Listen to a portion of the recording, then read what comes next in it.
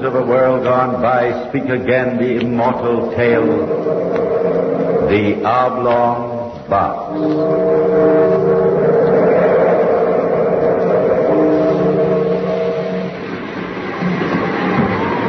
There, Captain. There she is. Hand me your glass. Aye. 5 aboard. Very well, turn about. We'll drop line and take them on. Ah, sir. Stand by the mainsail! Longboat sighted northeast! Life lines are up! You make out what ship she's from? Too far, Captain. She's American, though. Aye. We'll soon be on 'em. Mate, if the captain's with them, send him up to my cabin. Aye, sir. Take in the mainsail! Easy now, don't run 'em under! Heave to!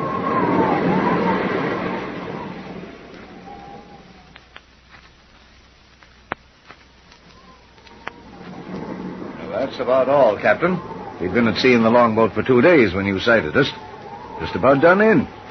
My friend here, Mr. Allen, was the only passenger to survive. You say you're from the packet ship Independence, eh? Aye. What cargo were you carrying? Cotton, a little hemp, and some timber. I see. And that was all? Aye. Did you happen to pass some drift, Captain? We did. Nothing you just spoke of. Would you care for a little more grog, gentlemen? Oh, thank you. And you, sir? Yes. Yes, please. No, we passed nothing adrift that you mentioned, but we did hoist aboard something rather strange, you might say. It may not have come from your ship, though. Could only make out the port of embarkation and the date. Charleston, South Carolina, August the 2nd, 1881. That was our port. That was our date of sailing. Captain, what was it you took aboard? 2 bodies. Passengers, I suppose. A man and a woman. Rather unusual, though. The woman was in a coffin. An oblong box. You seem startled, Mr. Allen.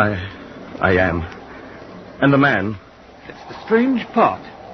He was lashed to the coffin by an inch-thick rope. Oh.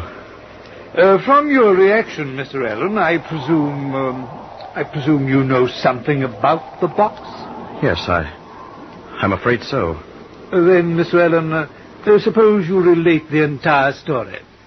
Very well. To tell you the truth, Captain, I'd intended telling no one. You see, as Captain Hardy told you, the dead man had been a friend of mine. I'd hoped the sea would keep its dead. The man whose body you found tied to that oblong box was an artist from New York. His name was Cornelius Wyatt. As I remember, Wyatt had been married only a few months when I met him quite by accident. It was at our port of sailing, Charleston.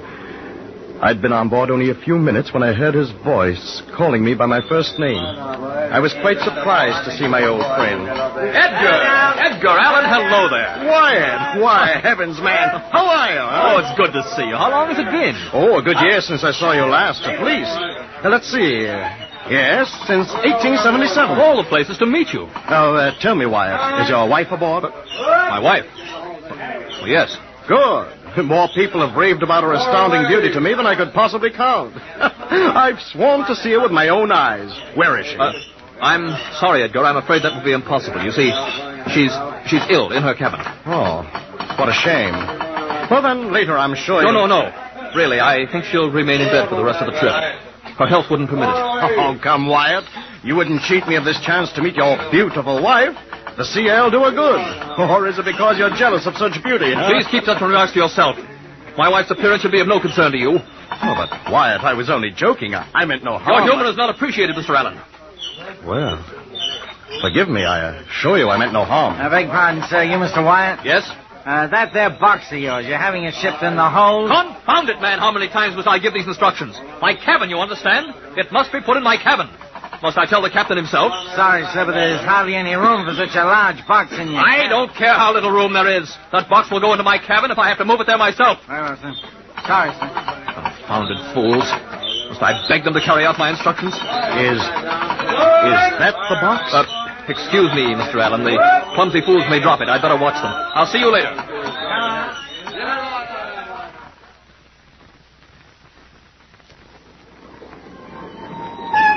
Although at the time I was surprised by my friend's sudden outburst, I passed it off to temperament. After all, he was an artist. At the moment, I was more concerned over the oblong box than over my friend. It bothered me quite a bit. I couldn't find a reason for his being so overwrought over the placement of a cumbersome, large wooden box. And furthermore, I couldn't find a reason for his use of one that shape. It was about 6 feet long and 2.5 feet wide. To me, its contents were a mystery. At first, I excused it as containing a number of his precious paintings. About 3 days out of Charleston, I met Wyatt again. He was walking about the deck. As I approached him, he cordially offered me his hand. Hello there. Hello, Wyatt. Edgar, I believe I owe you an apology. Apology? Yes, you must forgive the way I acted the day before we sailed. I'm not as well as I should be. Oh, think nothing of it. Here, let's sit here. That's it. I'm under a severe strain, Edgar. Perhaps I should tell you. You are my friend. I should tell someone. Why, of course. What others have told you about my wife is true. She is beautiful. Very beautiful. I'm afraid too beautiful. Yes? I was one of many, many suitors. I was the fortunate one. Why, I don't know. She doesn't love me, Edgar. Are you sure she doesn't love you? Yes, I'm sure, very sure.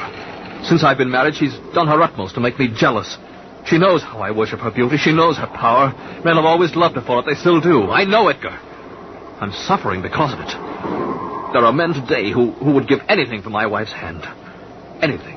She knows it. She taunts me with it continuously. The way she looks at me, laughs at me. You're in love with her? Desperately. You'd never give her up? Never. And she knows this? Of course. That's why she taunts me. Well, perhaps if I could see her... No. She's still ill. Ill. Oh, I'm sorry. This trip. You know why I'm going to Canada? Do you know why? Paintings? I'm taking her away. Away from all those men. She'll learn to love me. I'll make her.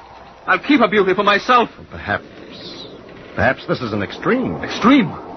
No, it's the only thing to do. You don't know the torture I've suffered. Well, let's talk no more about it. I feel better now. As you wish. You will keep my confidence? Oh, without question. Now, how's your painting coming, Wyatt? I haven't touched a brush in months.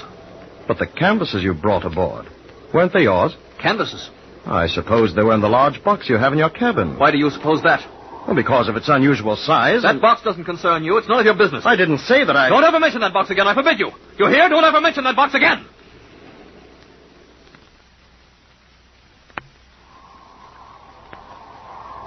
Perhaps I've been too hasty, Captain. Perhaps the man just isn't well physically. Well, the box, it could contain something unimportant. I think I was overly curious, that's all. I've known him for a long while, you know. He's always appeared perfectly normal before. And everything's been all right lately? For the past few days, yes. He's been perfectly cordial. And I think perhaps it's best we pass over the entire matter. There's probably some logical, some simple story behind what's happened. Here, more port? No, thanks. I think it's best I be getting back to my cabin. Looks as though there's an unhealthy storm brewing along the coast. I'd best get back. Oh, I noticed it getting a little rough. Will it hit us? I can't tell yet. Well, good night, Mr. Allen. Perhaps you'll join me at dinner tomorrow night, eh? Thank you, Captain. I'd be... Listen. What? Shh. I thought I heard... Listen. Again. Nothing. I hear nothing. The wind, that's all. The events have made you a little nervous, I suppose. No, wait. I'm sure I heard something strange. Groaning or something from out there. Open the door. It's probably the ship's cat. Captain, here, quickly. The passageway's black. The steward probably took the lantern to... Listen. Again. Hear it? Oh, yes. Yes, I do. It came from the darkness down there to the end of the passageway. Somebody's in trouble. Who has the stateroom at the end of the passageway? I think Wyatt. The first two are empty. Well, come along. Pull your cabin door closed. I'll get a lamp. The darkness... No, I know my way. We may need the darkness. Very well. Okay, folks. The first two, you say, are empty? Yes. And this one, you believe, is Wyatt's? It should be.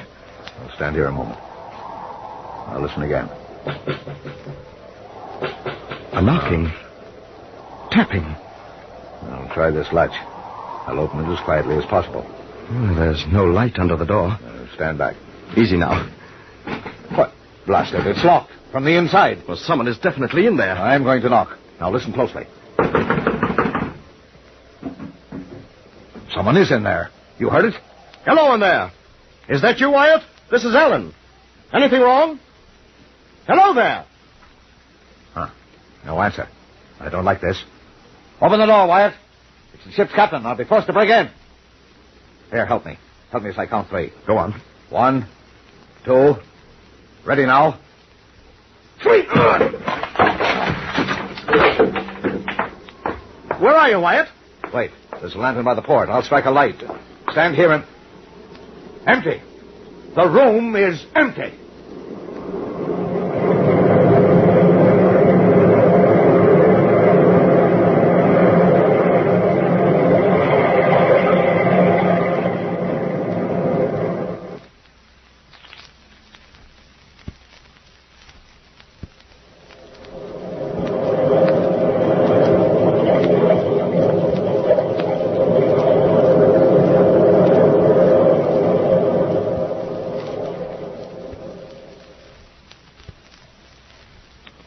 For a moment, both of us stood there, in the gloom of Wyatt's cabin.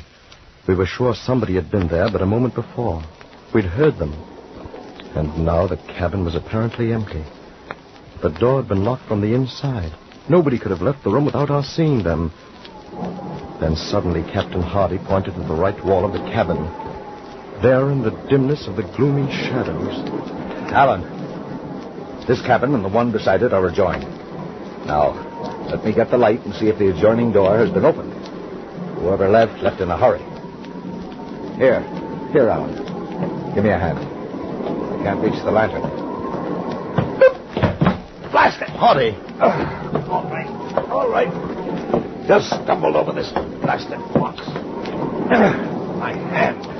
The oblong box. Excuse me, gentlemen. I didn't mean to intrude. Wyatt! May I come in? There's another lamp by the table.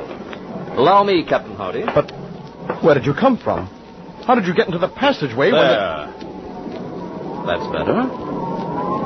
Mr. Allen, I have been walking my wife on deck. May I introduce you? Oh, you may come in, Marjorie. Marjorie, this is Mr. Allen, the man who desired to meet you so much. And the captain of this vessel, Captain Hardy. How do you do? You do. And now, gentlemen, may I ask the reason for your, breaking in? We heard a noise, a cry. We thought it was from your cabin. That would have been impossible. There was nobody there. Are you sure? We heard... Of course I'm sure. There was no one here, I tell you. And now, gentlemen, if you don't mind... Wyatt, before we go... Yes, Mr. Allen? Ask your wife to remove her veil. Marjorie, would you please oblige the gentleman? My wife, Mr. Allen. Your wife? But She is beautiful, isn't she? Yes. Yes, she is. You, too, seem stunned. Quite. Yes, quite. Captain Hardy, come. Thank you, Wyatt. One moment, Captain Hardy. Yes? Would it be too much to ask for a new cabin door? This one seems to have suffered slightly. I'll see to it. Good night, gentlemen. Hurry. To my cabin. His wife. Did you see his wife? Yes. She was hideous. His rave about her beauty. Why, he's mad, Captain. Hopelessly mad. She was horribly ugly. Yet she was familiar. I've seen her before. I know it. Where? Did you notice the door leading to the adjoining cabin? No. It was open slightly. Someone could have left Wyatt's cabin and reached the passageway through the empty one next to it. Hardy, Yes? your hand. Huh? Covered with blood. Well, you must have cut it yourself when you fell. Here, let me wash it off. No. No, it isn't cut. Yes, but that blood. It isn't mine. Well, then where did you... The oblong box, Mr. Allen. The oblong box.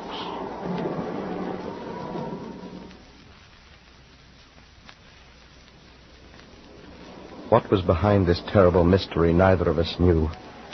We would inform the police as soon as we put to port. From then on, I saw nothing of Wyatt. 2 days passed since the incident in his cabin. And on the second day, Captain Hardy warned all the passengers of what was in store for us.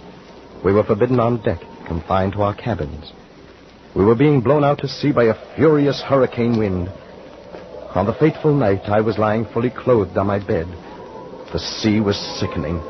The ship was yawing terribly with each plunge. I was expecting the worst at any moment. Then suddenly, above the roar of the terrible gale, I heard a strange sound coming from the passageway before my cabin. I was a little bewildered at first. For a few moments, I sat there on my bed, wondering. And then... Edgar!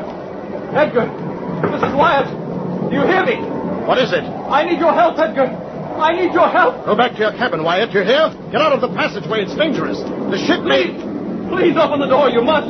You must help me. You're my friend, Edgar. Please. Very well. What? Good heavens. My box. I've got to get it on deck. I've got to. The ship may break in two at any moment. Please. Please help me. I can't manage it alone. Please. Well, you must be completely insane. The storm is too high. It's suicide, I tell you. You'll be blown overboard. Just in the door. You don't have to go on deck. I have some rope. I'll lash myself to the stays. I'll be safe. Please. Yes, but your wife. You can't leave your wife alone now. Go back to her. Snap out Just of it. up the stairs. Please, Edgar. You're my friend. Please, Edgar, please. Very well. To the top of the stairs. The other end. Take the other end. That's it. Go on. I have it. Hurry, it's heavy. All right. Here. This way. All right. Up these stairs. I've got it. Here. Don't drop it, Edgar. Don't drop it. All right. All right. A little further, Edgar. Just a little further. Now. There. This is as far as I go. Oh, thank you, Edgar. Thank you. You don't know what this means. Now, go back to your cabin. I can't. I must get my box on deck. Then I leave. No, please. One other favor. Hold this hatch while I push the box out. I beg you, Wyatt, use your head. The water will swamp us. Listen to it. Please, Edgar, please. Well, then, stand back. I'll open the hatch. I'm not responsible for you, you fool. Hurry, confound you, hurry. We'll be swamped. For heaven's sake, Wyatt, you'll never make it. Wyatt, watch out. Come back, you fool, come back. I've got to close it. Come back.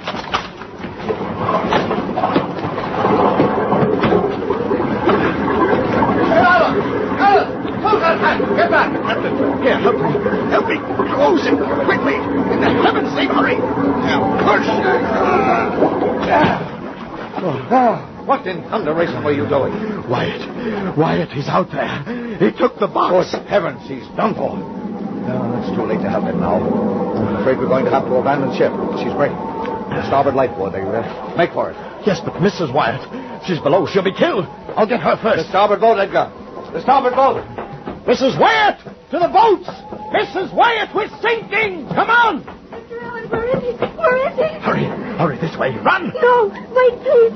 Please, listen. In the name of heaven, woman, come on, quick. No time to lose.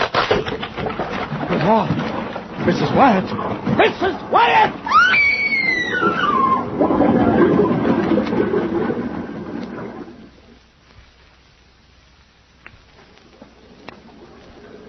Then suddenly she disappeared before me. Water gushed down the passageway. She was swallowed by it. I struggled forward and made my way to the starboard boat. I jumped for the swinging davit and lowered myself as speedily as possible into the longboat. Captain Hardy joined me with 3 others of his crew. And then, just as we pushed out from the trembling mass of wreckage, I saw it. Hardy did too. Standing to aft, I saw Wyatt. He was binding himself tightly to the oblong box. He stood there for a moment. I thought, laughing. Then in one brief instant, he was gone with the ship. Into the sea. And, that's all? Yes. I see. Would you gentlemen be so kind as to follow me? This should prove rather interesting. This way, gentlemen.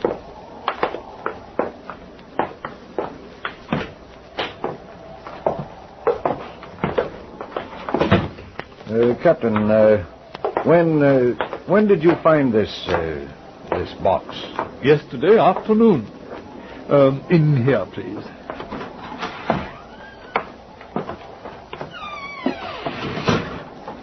Mr. Allen, hand me that lantern. And watch the stairs, please. They're rather sharp here. Lead on. Ordinarily, we would not have bothered with a floating body. It's generally some poor wretch from a wrecked vessel.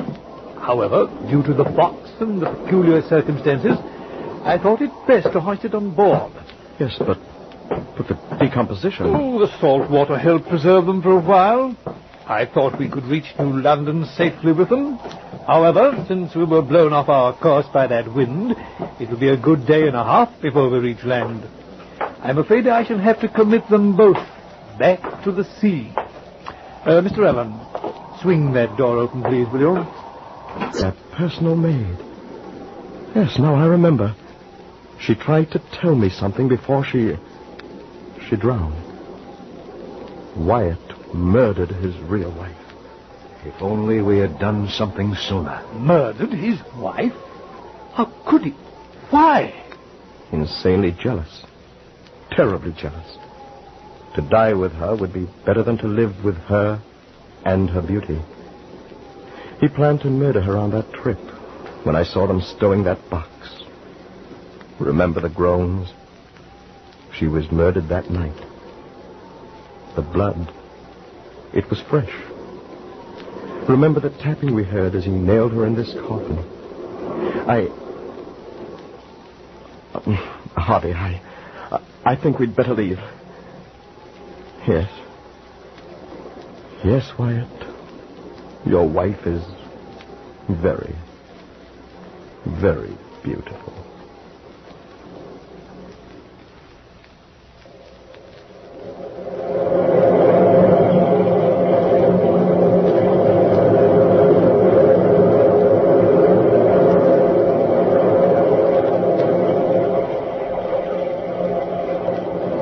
From the time-worn pages of the past, we have brought you the story, The Oblong Box. Bellkeeper, toll the bell.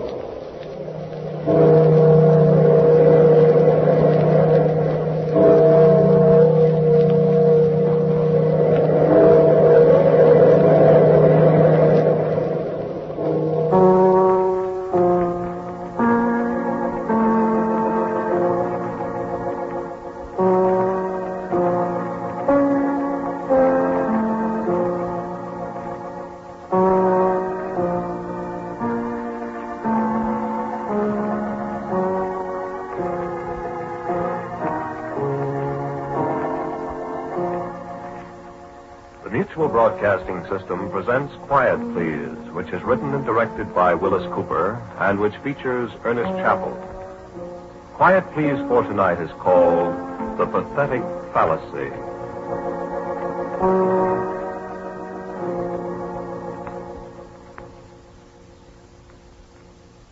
I had very little to do with it, really.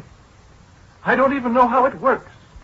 No, I'll take that back. I do know how it works in general, but the details, nobody but the old gentleman knows them.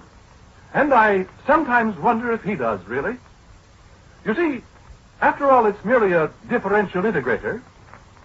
Everybody knows what a differential integrator is, of course, but this one is the most complicated and versatile one that's ever been built. What you see here is only the outer shell of the thing. You see, all the walls of this room are covered with banks of jacks and relays and these electronic glow tubes. And up there are sequence analyzers with multiple dyne wave selectors. These are the presets all along here, and the master control is at the desk there in the center. No, but that's not all. Not by a long shot. The actual machine is behind those walls. 3 rooms full of tubes and motors and stroboscopes and several thousand miles of wiring and some devices that are not public property yet. The machine took 6 years to build, and a total of 81 expert technicians were employed continuously during that time. So you can understand that any one man knows very little of the actual construction of this giant mechanical brain. Well, that's just what it is. A mechanical, electronic brain capable of performing mathematical tasks far beyond the comprehension of the human brain. Now, are there any questions before we proceed? Yes, I've got a question, Mr. Quinn. Does this machine really think? No, Mr. Burns, Sandy Burns, the Daily News. Well, Mr. Burns, you may tell the readers of the Daily News that the machine does not think. It is a purely mechanical device, although a most complicated one. But you call it a brain. I was merely indulging in the pathetic fallacy, Mr. Burns. Oh. All right. What is the pathetic fallacy, Mr. Quinn? It's a philosophical concept of John Ruskin, Miss, Alice King. A philosophical concept, Miss Alice King, which derives from the imputation of human qualities or emotions to an inanimate thing. A figure of speech, let us say. I don't get it. It is quite common in literature, Miss King. A poet speaks of the angry sea, the cruel wind, and so on. Oh. Oh, I get it. Do you get it, Sandy? Yeah. I guess so. Good. Are there any other questions? No. Go ahead. Unless somebody else has a question. I have. What's the machine good for? That is not as easy to answer as you might think, Miss Alice King. I think that if I point out that it is capable of solving the most abstruse mathematical equation in an amazingly short time, you may have an idea of its value to science and industry. How fast? What? How fast does it work? Well, here is an example in this folder. This solution covers 36 pages. The machine produced this solution in, let me look, 16 minutes. That is pretty fast. Exceptionally fast, when one considers that without the machine, it would take 20 expert mathematicians working together for something like 10 years to arrive at the same solution. So, you see? Oh. Well, I've got one more question, Mr. Quinn, if you don't mind. Go right ahead. How do you know this answer's right? What? Why, of course it's right. Sure, but how do you know? Why, that question has never come up before. Yes, but if this machine is such a dinger as you say it is, oughtn't you to be sure that it adds things up right? Oh, it does.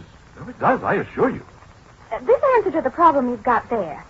How do you know it's right until 20 mathematicians work 10 years to do it over again? Why, that's ridiculous. It isn't ridiculous. I'll tell you what's ridiculous to me, Mr. Quinn. Just the same as it is to Alice. I think it's absurd for a bunch of great, big, high-powered scientists building a gadget like this and then taking its word for everything without question. I'm afraid you haven't the proper scientific approach, Mr. Burton. No, that's right, I haven't. But listen here. Suppose you've got a great big scientific formula, or whatever you call it, and let's say a big bridge or something depends on some kind of calculation that takes 20 minutes to do. Yes? Well, what if the machine made an error of just one number? Wouldn't that error be multiplied 1,000,000 times in the whole... You see, Mr. Burns, I said you didn't have the scientific approach. We took that very fact into consideration, and the operation of the machine has been checked at every stage. How? By starting with the simplest possible mathematical problems. Now, if you just move a little closer, I'll demonstrate. We will progress from a simple 2 plus 2 on through the multiplication of 7 or 8-digit numbers, through raising a number to a 3-digit power, through algebra. Go on, let's see. Very well. 2 plus 2 is our first problem, which will be solved electronically in 1/1,000,000th of a second. Now, the problem is set up here. And when I flip this button, the result appears on the transparent screen up there. Now watch. plus 2. 2 plus 2 are 4. You see? You turn around and look at the screen, Mr. Quinn. What? There's 5 up there. What? Well, I pushed the wrong buttons, of course. Let me push them. Very well. Here. Sure they're the right ones. No alibis. Miss King, you can read, can't you? Fluently, Mr. Quinn. These buttons? Let me see, Ellen. Look. Right? 2 and 2. Right. Now, this button. Okay. Good heaven. You see? 19,412. Here. Let me try. Go ahead.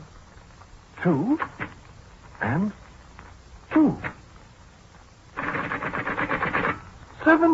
17. Why, this is incredible. I don't understand.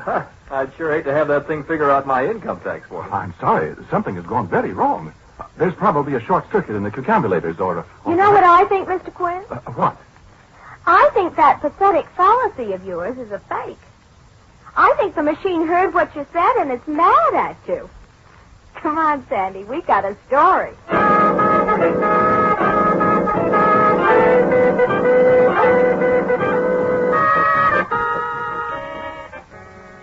Yes, they certainly did have a story.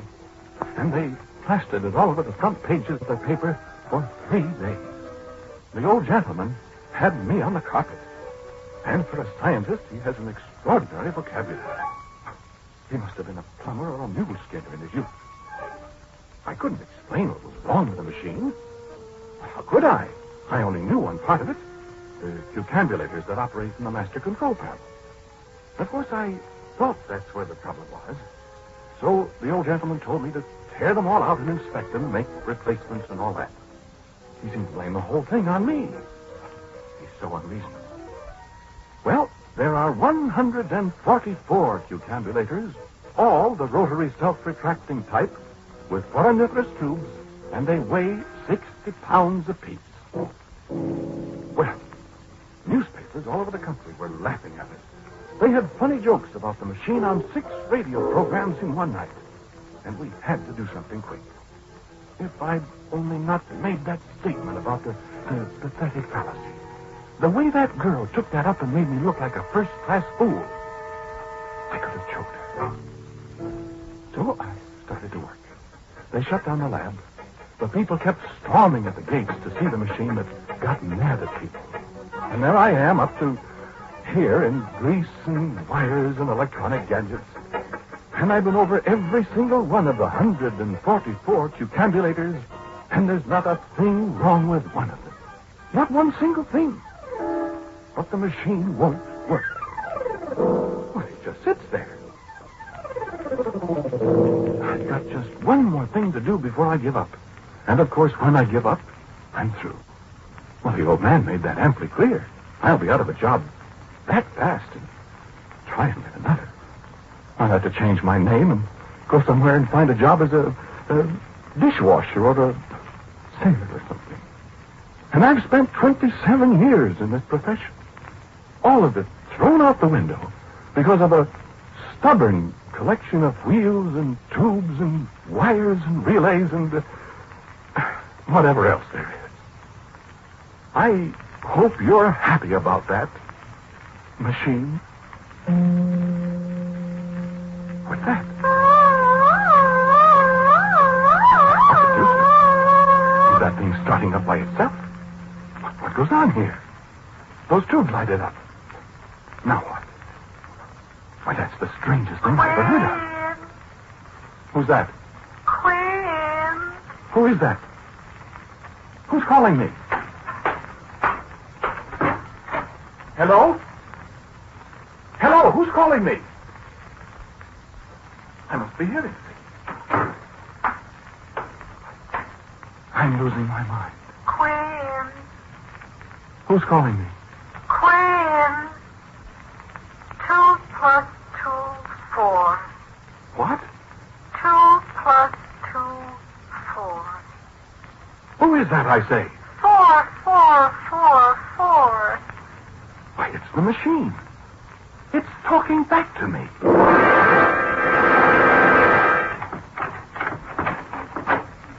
What's happened, Mr. Quinn? Come on in first. Come on, Mr. Burns. What's up?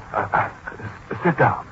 Look, Mr. Quinn, I'm sorry we made such a fool of you. Yeah, so am I, Quinn. But that's the newspaper business. It's all right. What do you want to tell us? Well, I hardly know what to say now that you're here. Is the machine fixed? Have you got a statement or something for us? Because if there's anything we can do, you know we'll do it. The old gentleman's been pretty rough on you. Yes. Yes, he has that. Well... Now, look, Mr. Quinn, before you start, there's no guarantee that anything you tell us will be printed. We don't run the paper, you know. I know. But you'll print this. What? Well, you remember you said the machine was mad at me? Yeah. It was. What? It was. But it's sorry now. You mind saying that again, Mr. Quinn? Well, I said it's sorry now. Wait a minute, Sandy. Oh, what do you mean by that? Well, I'll show you. Listen. Machine. Machine. Listen. Be still, Sandy. Machine, do you hear me? Listen, Quinn, what is this? Sandy, I said be still. Machine. Answer me. The guy's got bugs. Let him alone. Come on, machine. 2 plus 2. Mr. Quinn, what are you trying to do? You trying to get that machine to talk back to you? It did once. Are you kidding? No, sir. No, I am not. Well, now, look, Quinn. You say it did talk to you, Mr. Quinn. Yes, it did. Machine. Come on. No, wait. When did it talk to you, Mr. Quinn? Just before I telephoned you. I was sitting here and it called my name. It said, Quinn. You sure? Of course. What else did it say?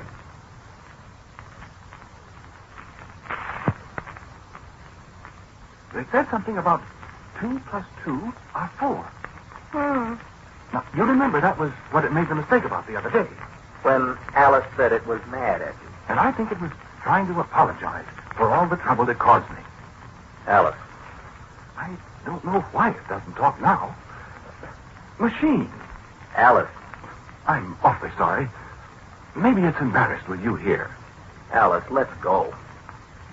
Mr. Quinn, do you feel all right? I'm not crazy, Miss King. Isn't it possible that maybe thinking about that pathetic fallacy and overwork made you... It is not. I'm sorry, Mr. Quinn. I've got work to do. If you'll excuse us now.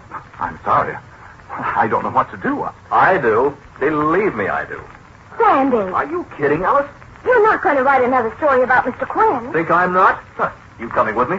Sandy, if you write that story, I'll never speak to you again. Look, darling, I'm a reporter. You're something worse than that if you do that to this poor man. It's all right, I guess, Miss King. I asked for it. Mean you admit you cooked up a story for us? I didn't cook up anything. The machine talked to me. Okay, so long, Quinn. You coming, Alice? I am not. And if you turn in a story that harms Mr. Quinn anymore... Oh, stop it. Well, I suppose I might as well go get my hat and coat. I'm terribly sorry, Mr. Quinn. Yes, I am too. Do you want to tell me what really happened? I told you, Miss King. I was sitting here, and I was talking to myself. And I was talking kind of to the machine, I suppose. I was feeling sorry for myself. Out of a job, never be able to get another job again because I've been disgraced. By a couple of newspaper people who thought more of a silly story than of a man's whole career. Oh, it's not your fault, really. I suppose I'd have done the same thing if I were a newspaper man. I don't know what to say. There isn't anything to say, Miss King. If I can stop Sandy from writing another story... It doesn't make any difference. Mr. Quinn, Couldn't it have been couldn't you have fallen asleep and dreamed you heard the machine talking? I'm sure I didn't. Well, do you have any scientific explanation for it? No, I haven't any scientific explanation. The only explanation I have is that maybe we did create something intelligent out of wires and tubes and things. That maybe it does think. You said that was the pathetic fallacy. I'm not sure it's a fallacy, my dear. Well, goodbye. I'm sorry to have troubled you. Isn't there anything I can do? There isn't anything anyone can do. I'm just very disappointed. That's all. Goodbye. Goodbye, Mr. Quinn.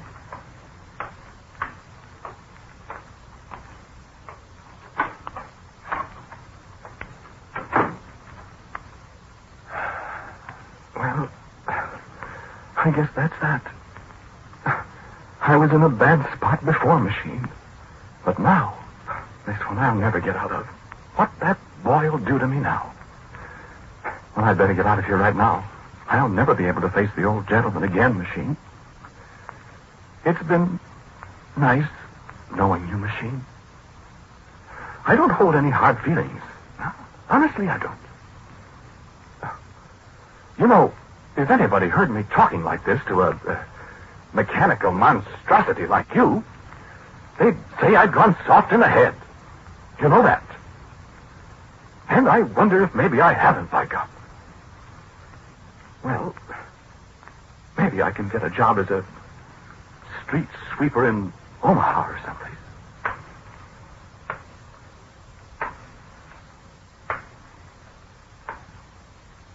You have a good time. All by yourself, machine. Will you? Quinn! I'm afraid it's too late now. Quinn! You saying goodbye, machine? 2 plus 2, 4. Quinn. I'm not at all sure that it is, machine. I'm not sure of anything anymore. Why didn't you say something while those people were here? A plus B exponent M over N. 5, 3, 4, 2, 8, 7, 3, 6. D log epsilon. What does that mean? 987609. Manchester 327.6 equals Manchester 32.76.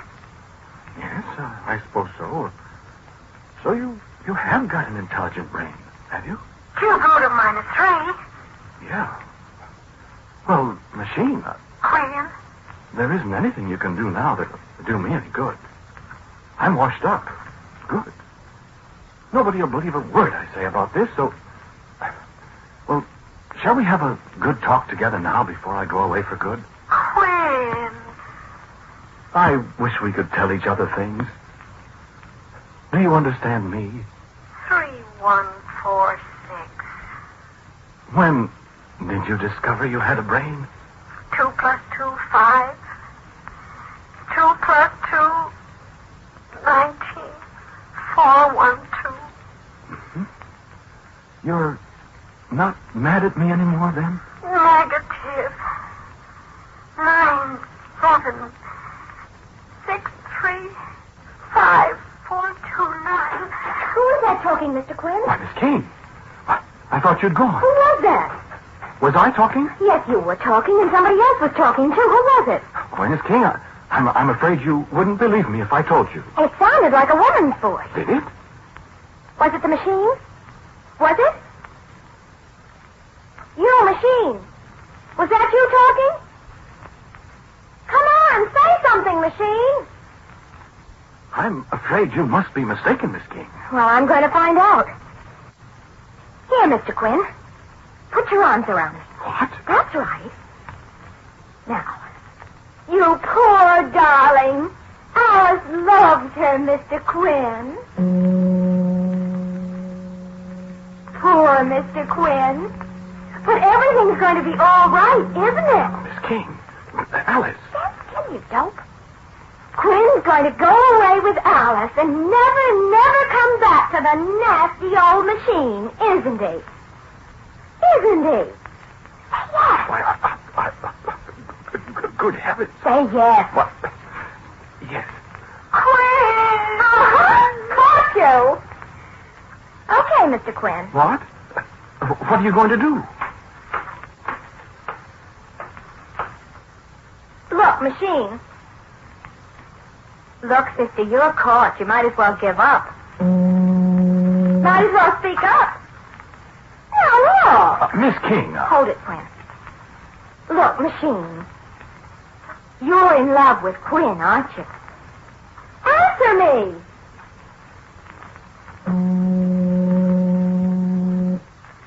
Pi r squared. I knew it.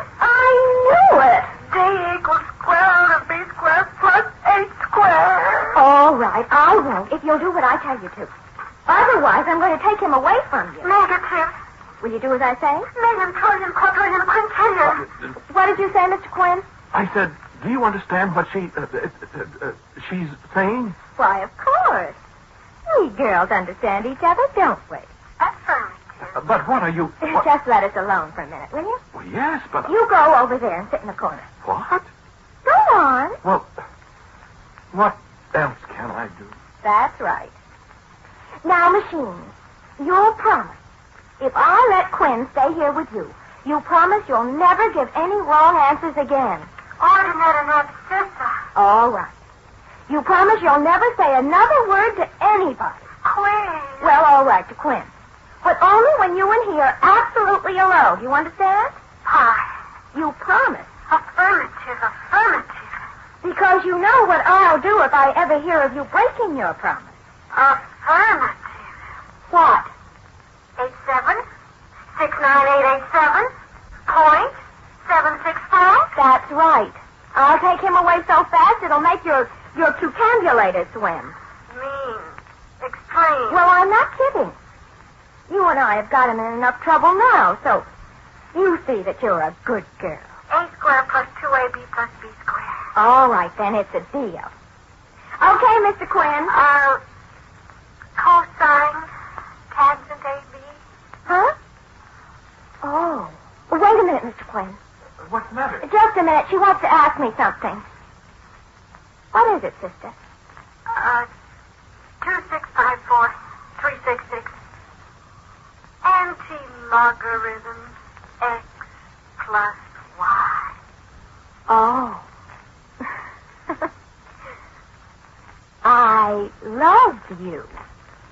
I love you. That's right. I love you. Oh, 3937. You're welcome, sister. Now, don't forget. Okay, Mr. Quinn. What? Come here. What? Everything's going to be all right, Mr. Quinn. The story in the paper tomorrow is about how you single-handed fixed the machine, and it's never going to make any mistakes again. But but how did... I've got to go now, Mr. Quinn. The machine's got something to say to you, and maybe she'd be embarrassed if I'm here. But wait. I don't understand. Goodbye. And don't monkey around with that pathetic fallacy anymore, Mr. Quinn. I might not be around to give you a hand. Well, but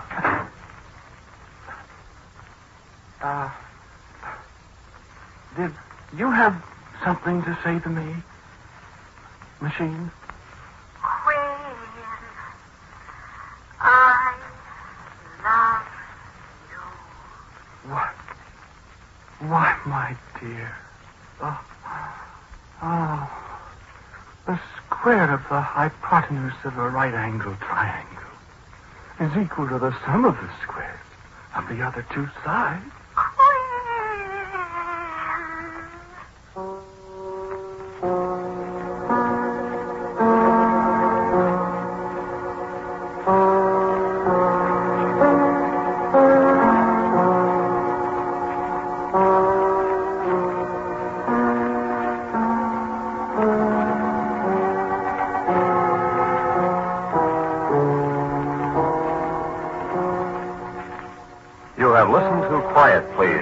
written and directed by Willis Cooper. The man who spoke to you was Ernest Chappell. And Sharita Bauer played Alice. Sandy was played by Michael Fitzmaurice. The voice of the machine was Vicky Bola. The original music heard on Quiet Please is composed and played by Albert Berman. Now, for a word about next week's Quiet Please, here is our writer-director, Willis Cooper. Our story for next week is called A Red and White Guidon. It's about the days when cavalry rode horses.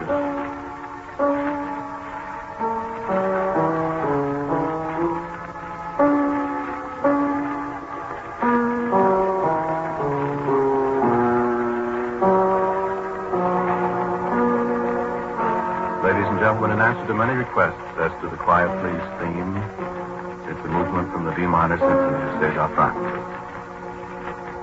And so until next week at this time, I am quietly yours, Ernest Chappell.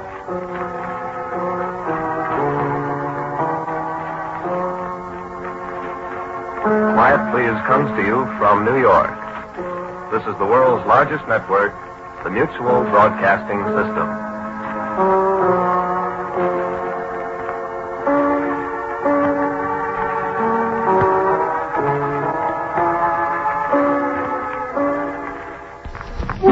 Suspense.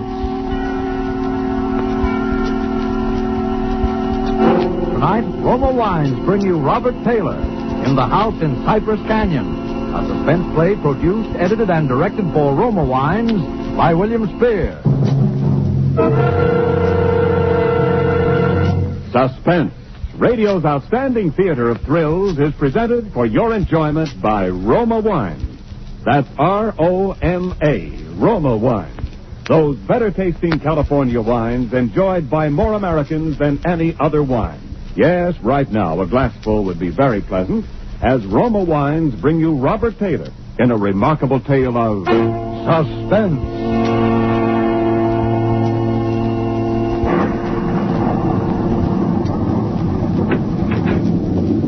Merry Christmas, Jerry. How's the real estate business? Kind of early with your greeting, aren't you, Sam? Well, I got to get them in sometime. I may not see you again until next Christmas. If this real estate racket gets any crazy, I'll be dead by next Christmas. I'm glad you could get up here, though, Sam. What's on your mind, Jerry? You'll probably shoot me when you hear it, Sam, because I'm probably nuts. But doggone it, you're a detective and you're my pal, and I just had to tell somebody. Well, you sound like it's serious. That's just it. I don't know what it is, Sam, but... Now, listen, you know we're agents for a group of houses up in Cypress Canyon. Mm-hmm. Those places that were started before the war never got finished. Oh, yeah. All they got in were the foundations, just concrete and a couple of beams. Well, they've been finished now. In fact, I'm putting up the for rent on the last of them today. Well, what do you want? Police protection from the mob? Listen, Sam, this house that I'm talking about, it's got a number now of 2256. But before, when the men went back to work on it about 3 months ago, well, they just started when the foreman on the job brought me a shoebox that he'd found up on a beam. And this box had what do you call it, a manuscript in it, a story kind of, all written out. Yeah. Well, he gave me the thing. I read it. I didn't think much about it. I put it in my desk. But the other day, and I happened to drive by there, I saw the number on the house and what the house looked like. I thought of this manuscript. Well, I don't like it. That's all. There's something funny about it. What's funny about it? Well, mind you, this thing was found in an unfinished house in Cypress Canyon. House that was only just started building. All right. Well, listen, Sam, I want to read it to you if you've got the time, and you'll see what I mean. All right, shoot. Now, here's how it begins. To whom it may concern, my reasons for setting down on paper what follows here will be abundantly clear to anyone into whose possession it may fall. First, let me say that I'm a very ordinary person. My name is James A. Woods. I'm 35 years old. By profession, a chemical engineer. My wife, Ellen, was a school teacher when I met and married her in Indiana 7 years ago. There's nothing in the past life of either one of us to suggest remotely any cause or reason for the dreadful thing that has invaded our lives. Our married life has been in no way different from that of millions of other average, reasonably happy, and congenial families. 3 months ago, I was ordered by my firm to take charge of a rather minor project in Los Angeles, Hollywood to be exact. The order was a sudden one. There'd been no time to secure accommodations, and conditions being what they are, the inevitable result was that until day before yesterday, we'd been living in the cramped quarters of one of those characteristic California motels. Needless to say, most of our spare time had been devoted to a search for something more permanent and comfortable, but the fruits of these efforts had been financially and in every other way a geometrical progression of discouragement. Until last Saturday afternoon, only 4 days before Christmas. We were driving into town on our way to a movie when Ellen saw it. Jim, look. What? That sign in front of that real estate office. Oh, yeah. But don't you see what it says? For rent, furnished, 2-bedroom house, close in, immediate occupancy. Yeah, Aren't you going to stop? Oh, Ellen, you know that sign like that. It mean right out in plain sight in front of a real estate office. Oh, yeah, but Jim... Either they want $600 a month. We'll never know until we ask. If it's any good at all, there are probably 50 people fighting for it right back there now. Well, honey, there's no harm in trying. Now, is there? You really want to go back? Oh, it's probably foolish, but what can we lose? Okay. Oh, darling, come on, cheer up. How do you know? Maybe our luck will change. Maybe fate's going to give us a nice new house for a Christmas present.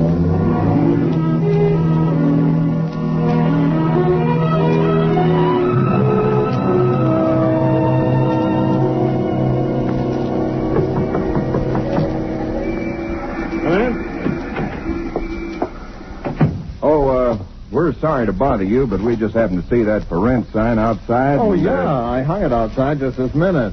Is the house available? Why, sure it is. Let me introduce myself. My name is James A. Woods, and this is my wife, Ellen. How do you do? Wow. Looks like it's fixing to rain. Yes, so it does, doesn't it?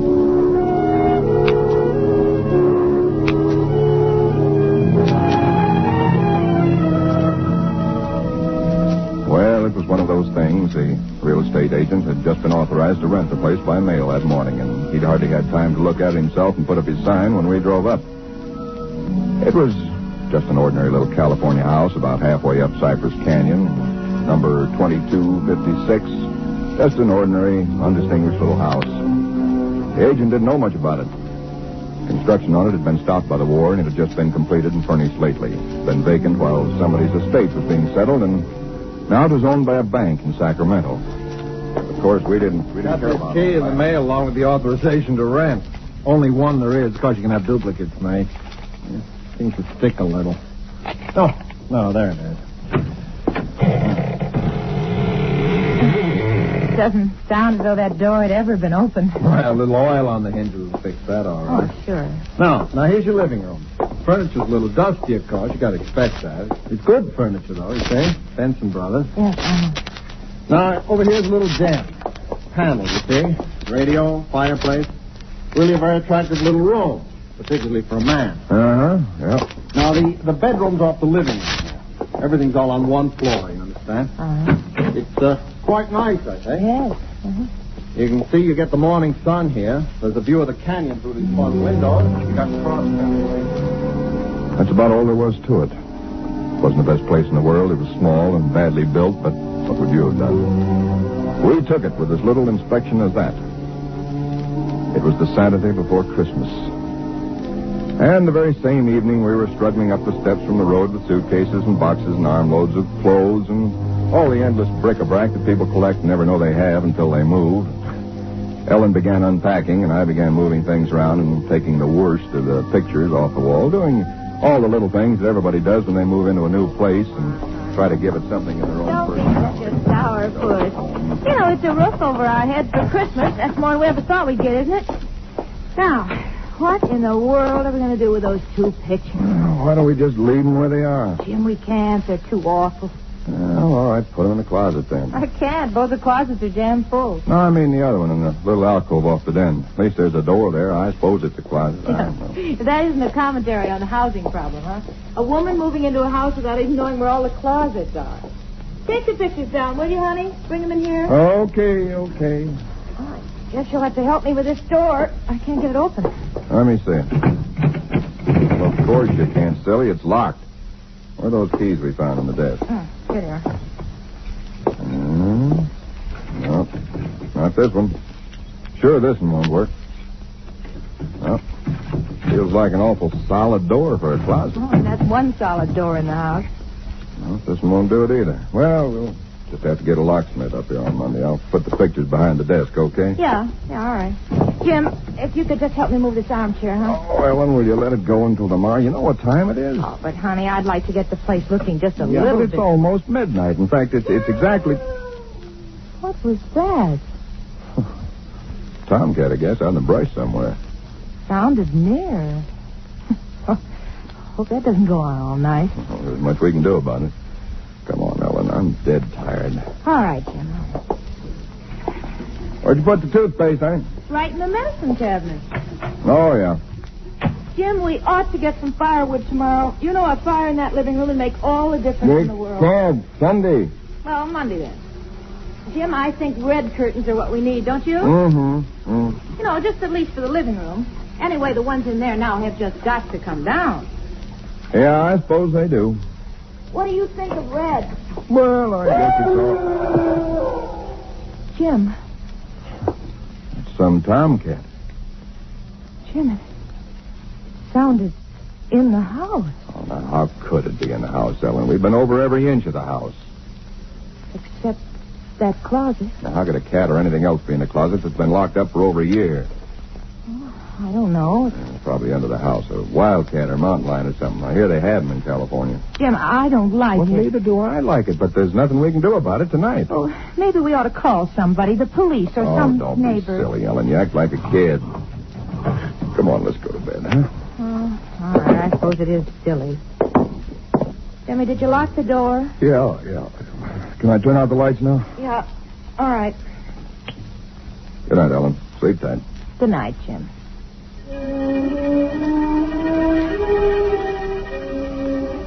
I don't know what time it was. Perhaps an hour, perhaps only a half hour later.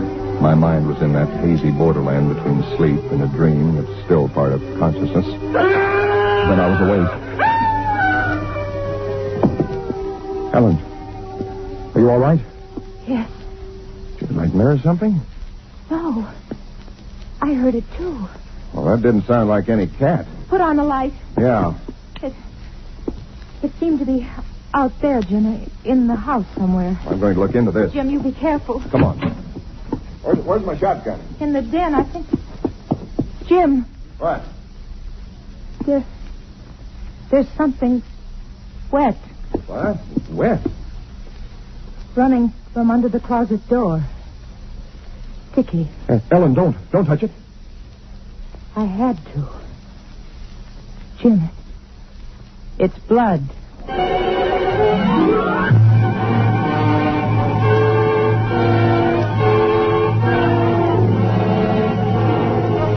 For suspense, Roma Wines are bringing you Robert Taylor in The House in Cypress Canyon. Roma Wines' presentation tonight in radio's outstanding theater of thrills, Suspense.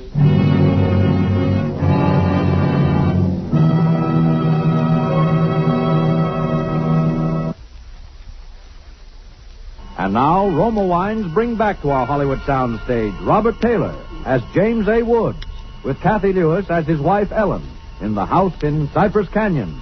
A tale well calculated to keep you in suspense.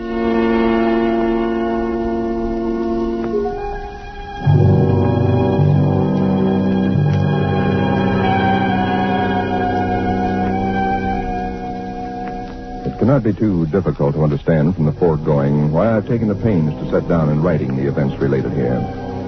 To find in one's newly rented house a closet which cannot be opened is in itself certainly no great cause for alarm. But to be awakened in the stillness of the night by unearthly cries within that house, to find oozing from under that closet door something that is unquestionably blood, that's another matter. Perhaps others might have been braver than we. Suffice it only to say that we got out of the house in something very close to a panic, and only returned when we had the moral support of two stalwart Los Angeles policemen. You just moved in here, you say? That's right, officer. You can see we're still unpacking. And the place has been empty right along before that? Yeah, I don't know much about that part of it. You could check all that with the real estate agent, though. Well, where is this closet? Oh, it's right in here, officer. And the blood is... Where? Where's the blood? Jim? Officer, I swear to you, there was blood on the floor less than an hour ago. I saw it. Uh-huh. It was running out from under that door. We heard that noise, and we got up, and then we saw it. The door was locked. Locked, huh? Well, seems to be all right now. Hey, you folks aren't trying to be funny, are you? Isn't there anything in it? No, ma'am, there is not. Look, officer, we're reputable people. You can call my firm. They'll tell you all about me. There's nothing wrong with this closet. Walls are solid. No trapdoors. If you think I'm lying... I didn't say that, mister. Oh, you probably did hear some sort of noise, and you got a little panicky. What about the blood? It got on my hand. Isn't there now, is it? Yes. Where? I feel it. Now, you folks just take it easy. You're liable to hear all kinds of noises up in these canyons at night. You're from the east, you say? Yeah. I'm sorry, officer. Ah, that's all right. That's all right. If you have any real trouble, call on us anytime. All right. Well, good night. Good night. Good night. Hey, you ought to have this door fixed. That's enough to scare you. Yeah, we're going to have it fixed.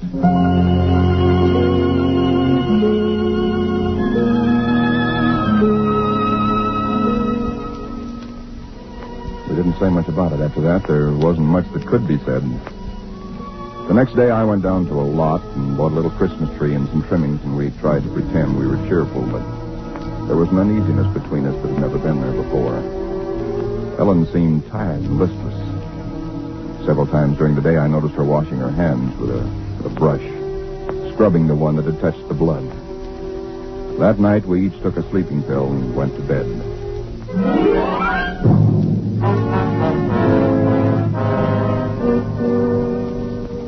It was sometime after midnight when I was suddenly wide awake and staring into the darkness. In some way, I knew at once and instinctively what had awakened me. Ellen was not in her bed nor in the room. The nameless thing I feared gripped at my heart until I could scarcely breathe.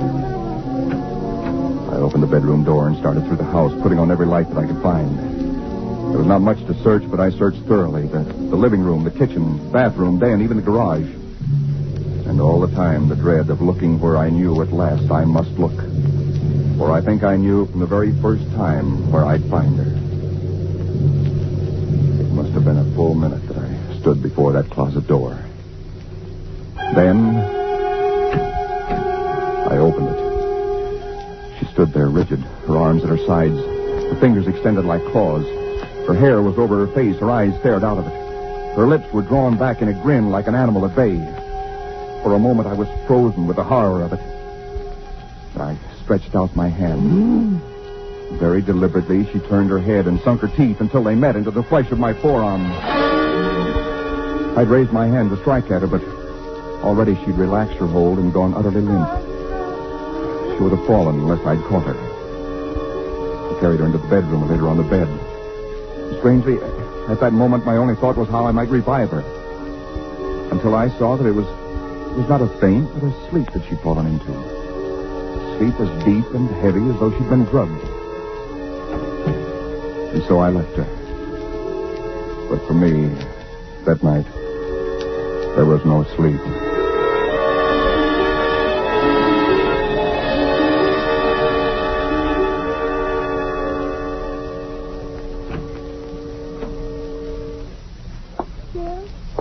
Yes, Ellen? What are you doing up so early? Oh, I got a little restless. Went out to make some coffee. Oh. Oh, I had the most wonderful sleep. And I feel so rested. Do you? Mm-hmm. Jim. What? What's the matter with your arm? Oh, I just heard it. Oh, honey, it's terribly swollen. Let me see it. No, it's all right, Ellen. Oh, it isn't all right. You've got to see Dr. Wesley right away. Sure, I will. No, you promised me, Jim, that you'll go the first thing this morning. How'd it happen? Why, there was a dog. Dog? Yeah, I heard him trying to chew through the screen door. I went out to chase him away, and he bit me. Well. Yes. Was all that racket, and I didn't even wake up? No, Ellen, you didn't even wake up.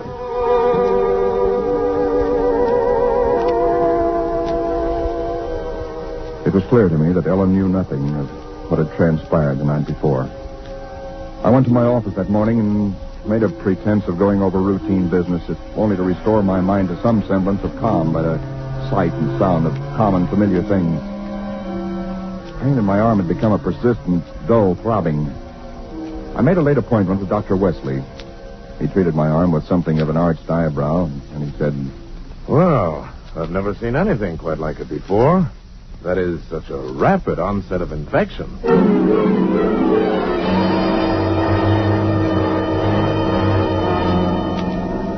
It was dark when I left his office. I hadn't realized it was so late. Driving home, my car seemed sluggish until I saw the needle on the dashboard and realized that I was pushing it to the utmost of its speed. I was racing home to prevent something before it was too late, before the darkness conspired against me. For somehow I already knew with certainty that it was the darkness and the night that I had to fear. The curves of the canyon seemed endless. And then the cold fear leaped up inside me. My house, too, was dark. I went slowly up the stone steps in the road, looking, praying for some sign of light or light. There was none. The house was empty. Ellen was gone. I looked with the same self-torturing thoroughness, and in that closet first of all, knowing as I did so that it was hopeless. And so, alone in that empty house, I waited, powerless and helpless now, deadened in thought and will, empty as the house itself, save only for the overwhelming sense of a terrible foreboding. For some time in the early hours of the morning, I snapped on the radio, shortwave. Why? Surely a minor question now. I only know that I did. And then I heard it. Car 58, car 58, go to Laurel Canyon, the 4000 block. A report that a man has been injured or attacked. Condition thought to be critical. Ambulance will follow. That is all. I was there almost before the police, edging my way through the little crowd, staring down at the man lying there in his white uniform under the streetlight. Yeah, the milkman, poor guy. I heard him scream, but when I got here, he was just like this. There's nothing on it. Stand back, stand back. Please stand back. Well, you again. I heard it on the radio. I live just down the road. Yeah, I remember. What happened? Well, take a look. Maybe you can tell us. He was dead.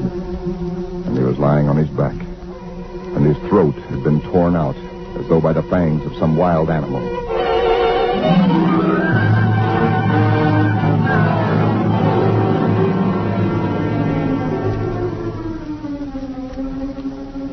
It is now Christmas Eve. Or rather, Christmas morning, for it's a little after midnight. I've been waiting here in the stillness of this empty house for nearly 24 hours, waiting for the end. Already once tonight I've heard that dreadful wailing cry somewhere in the hills. I've nailed up the closet door, but that I know is childish and useless. My arm is horribly swollen and turning black, but that's nothing. It's another end that I foresee, as surely as other men foresee the rising of the sun. I hear the cry again. It's nearer now. I shall leave these notes in a sealed envelope and put it in a shoebox, in the hope that someone will give credence to these dark and terrible events, if indeed such nameless horrors can ever yield to mortal understanding. As for myself, I feel no longer any fear or even sorrow. Only a desire that the end and the thing that I must do may come soon. And it will be soon, I know. Yes. For there is someone at the door.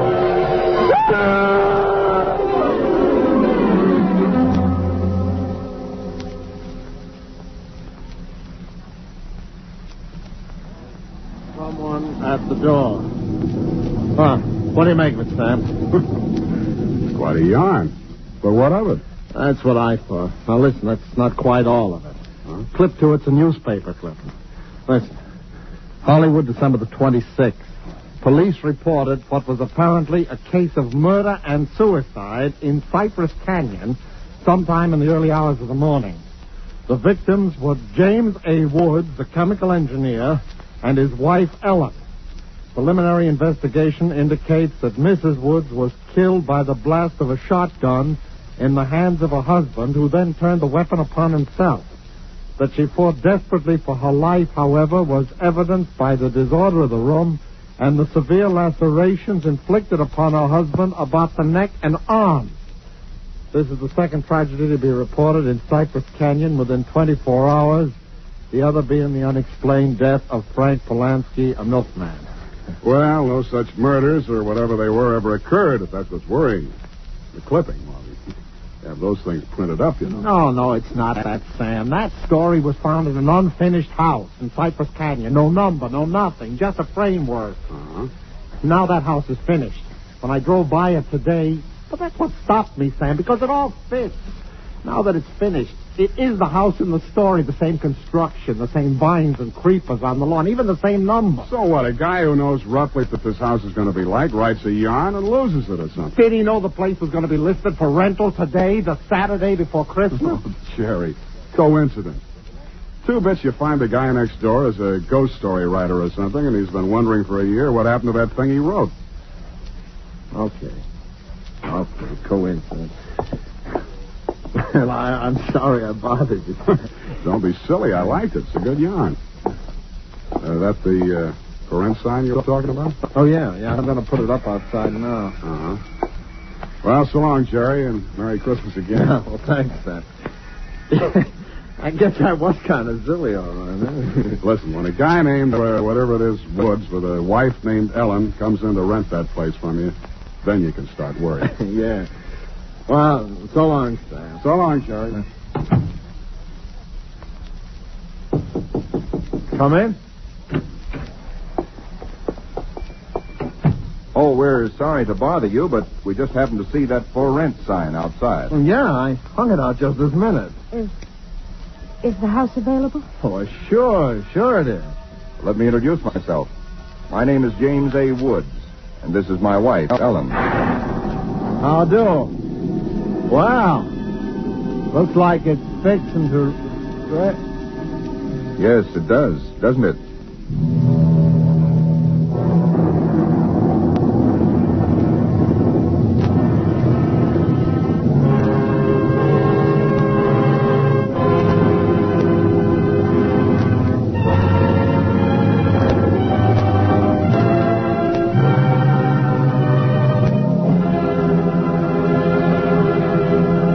Suspense.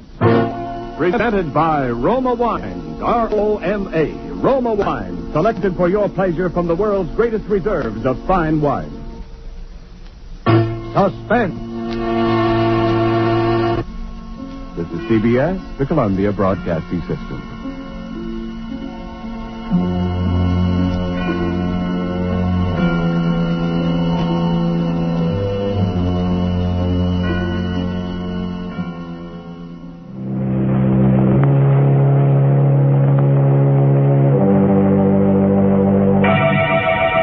Lipton Tea and Lipton Soup present Inner Sanctum Mysteries, starring Boris Karloff.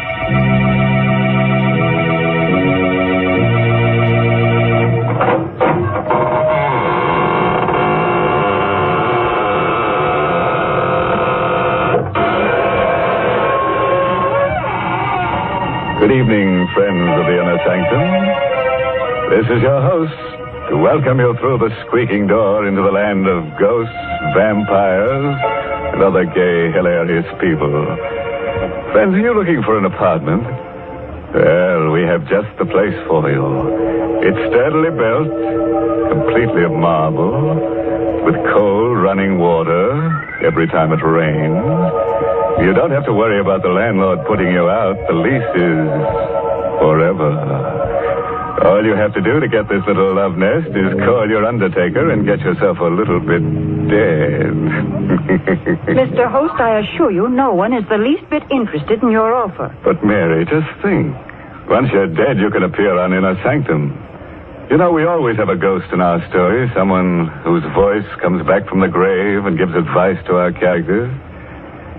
Sometimes I think our theme song should be My Mummy Done Told Me. Why, that's very funny. But you know, Mr. Host, talking about voices coming back, that's what happened to me the other day. I heard my own voice coming back to me on the radio while I was eating breakfast. No. Yes. I just heard the new Lipton jingle, and then I heard myself. Yes, there I was, talking about inner sanctum and about Lipton tea, too.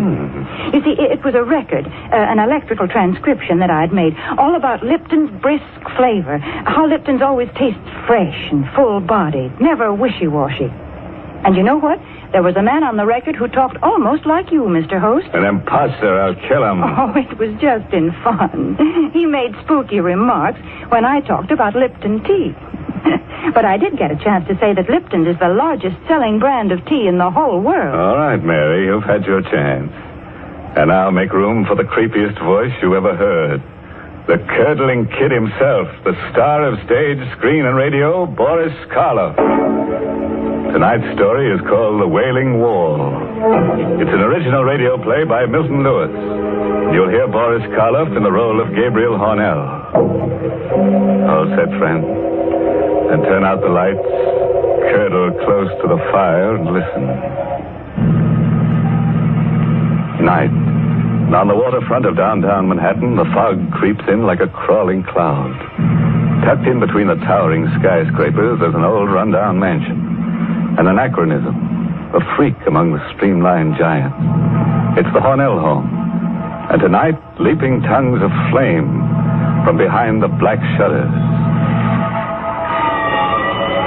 Yes, it's Johnny. Is there anybody in that old dump? The same old guy lives here, don't he? Gabriel Hornell. I hope he had sense enough to get out. That place is like a tinderbox. Yeah, pretty well gone. Yes, get that horse. Hey, there is someone in there. Get the exit, come on. I'm right behind you. What? Get out of the way. Hurry, will you? I knocked it up. All right, come on in. You see anyone in there? No, we can't see. Hey, there he is. Oh, the crazy coot. He didn't even have sense enough to get out. Here, grab a short. Yeah. No, let go of me. We're just taking you out. I don't want to go out. We ain't asking you what you want. Come on, Johnny. Before this joint collapses. Oh, take me out. I can't leave the house.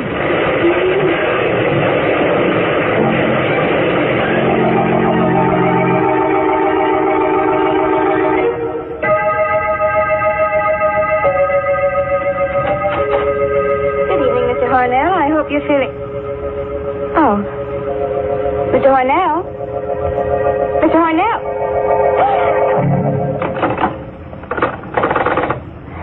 The head nurse. And hurry. Hello? Hello, this is Nurse Hopkins on the 18th floor.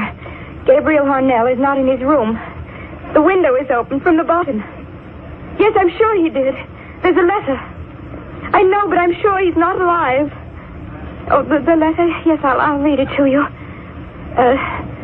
To whom it may concern. By the time you read this, I shall be dead. There can be no mistake this time. Death holds no fear, no terror any greater than what I've endured in life. For the past 40 years, I've searched for freedom. I hope now I've found it. Even now, as I write, I can hear her voice, calling to me as she did that night years ago. I'd prepared everything while she was in bed. Just the last few minute little details had to be completed. Gabriel? Gabriel, do you hear me? What do you want? What are you doing down there? I'm fixing something. Well, why don't you come up? I don't want to be alone here. I can't bear to be alone. Come up, Gabriel. What's the matter with you? Why don't you answer me? Oh, you're just doing it for spite. I know you are. Stop that hammering, Gabriel. You know I can't bear that noise. Now stop it, please. Gabriel, will you stop that noise? Oh. You came down. Well, of course I came down. Did you expect me to lie there while all this racket was going on? Why, you know I'm a sick woman, Gabriel. What are you doing there anyhow? You can see. Well, yes, I can see, but it doesn't make any sense to me. Oh, you've made a huge gaping hole in the wall. Now, what on earth did you want to do a thing like that for? You'll find out soon enough. And what are all those things? Stonemason's tools, cement, plaster. Well, I never dreamed you knew how to use them. Oh, I'm going back to bed. No, Agnes. No. No. Gabriel, that rope in your hand. Yes. I've thought carefully about this rope, Agnes. It's the most merciful way. It leaves a little trace since there's no blood. Gabriel. You won't make it difficult, will you, Agnes? Murder. It's the only way. No, Gabriel. We couldn't go on like this. Your imaginary illnesses, your constant nagging. I have to be free of them, Agnes. But murder? This is best for both of us. No, Gabriel. Send me away. Do anything you want. You can get a divorce. A divorce there, see? That would solve everything. You could have your freedom. Stand there, Agnes. Just as you are. I know. That other woman, Dorothy Carter, that actress. That's why you're doing this. Oh, you thought I didn't know about that, Gabriel. Well, I do. Yes, I do. No. Don't let go of me again. That rope. Help somebody. It will be done in a minute. Done? No. You'll never be free of me. As long as you live.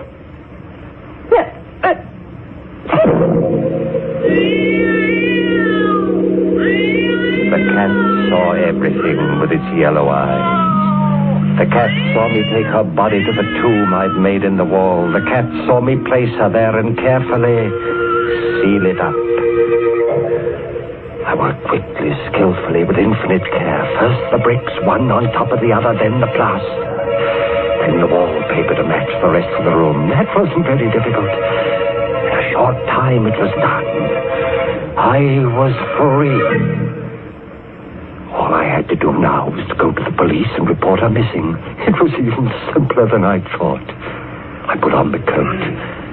I was about to open the front door when I heard it for the first time.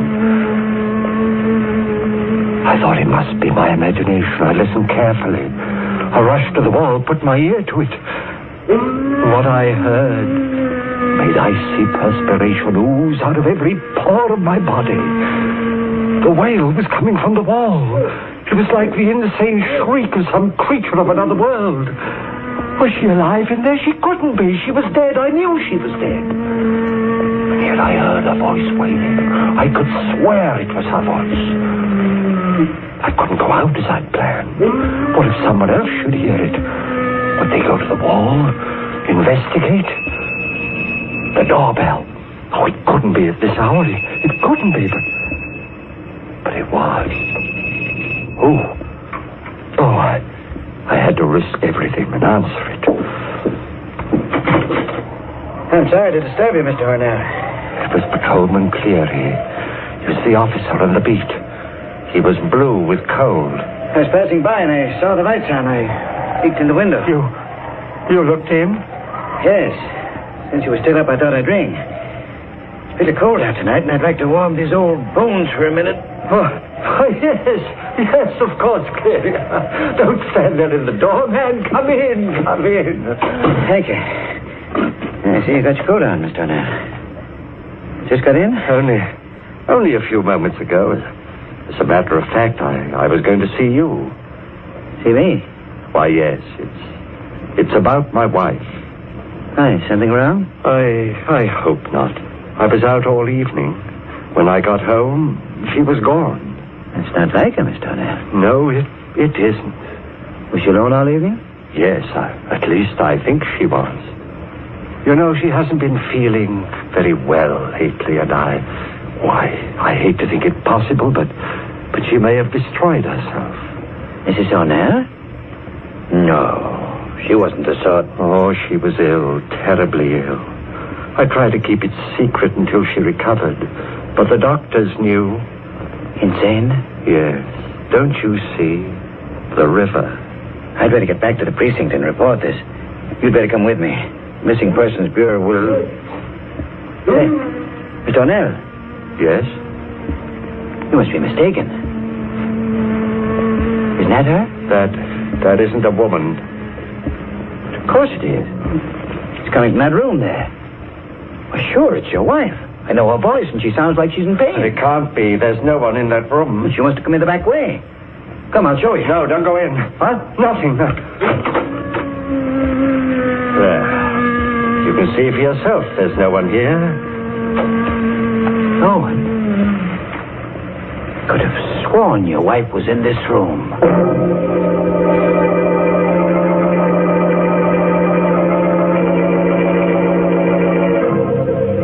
Well, how'd you like to live in a house with wailing walls? Well, one thing you have to admit, things aren't so very dead in the Hornell mansion. Or are they? Oh, let's hear the second act of Inner Sanctum. We continue with the strange letter left by Gabriel Hornell. Cleary watched in silent fascination as the cat screamed and leaped against the wall. Would he notice the new wallpaper in the dim light? Suddenly, the policeman turned to me. Yes, I guess that noise is only the wind. Strange how like a wailing woman it can sound, isn't it? Yes. Well, I'll be leaving now. I guess it'll be all right for you to stay here. I'll make a report at headquarters about your wife. It's very good of you, Cleary. If she turns up, you let us know? Yes, I'll let you know. Good night, Mr. O'Neill. Good night. He left. I locked the door and came back to the room where my wife was entombed. Was she still alive inside the hollow of that wall? I listened all that night. The wailing rose to a high, insane shriek, and then towards morning began to grow weaker, as though she were losing strength, and it seemed to die. The cat crept away. There was a merciful silence in the house. She was dead. She had to be by now. I sank down onto the sofa into a feverish sleep.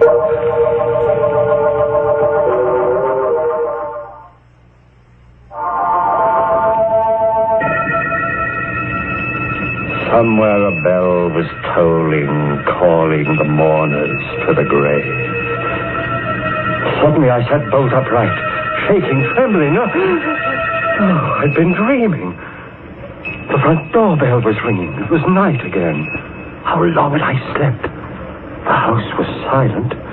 Oh, there was nothing to fear now. I ran to the door, opened it.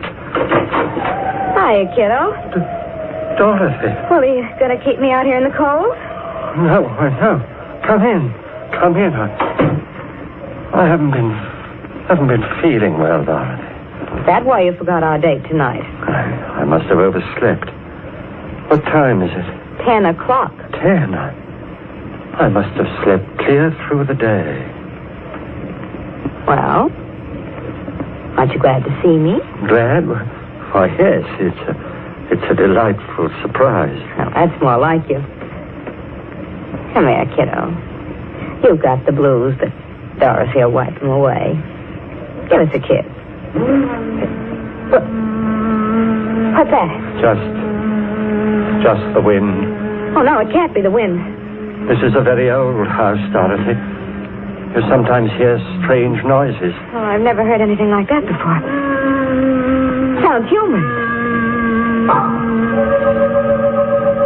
She's still alive, even after 24 hours. Suddenly I realized that the doorbell was ringing again. There was a large pair of wooden sliding panel doors between the room that we were in and the vestibule that led to the street.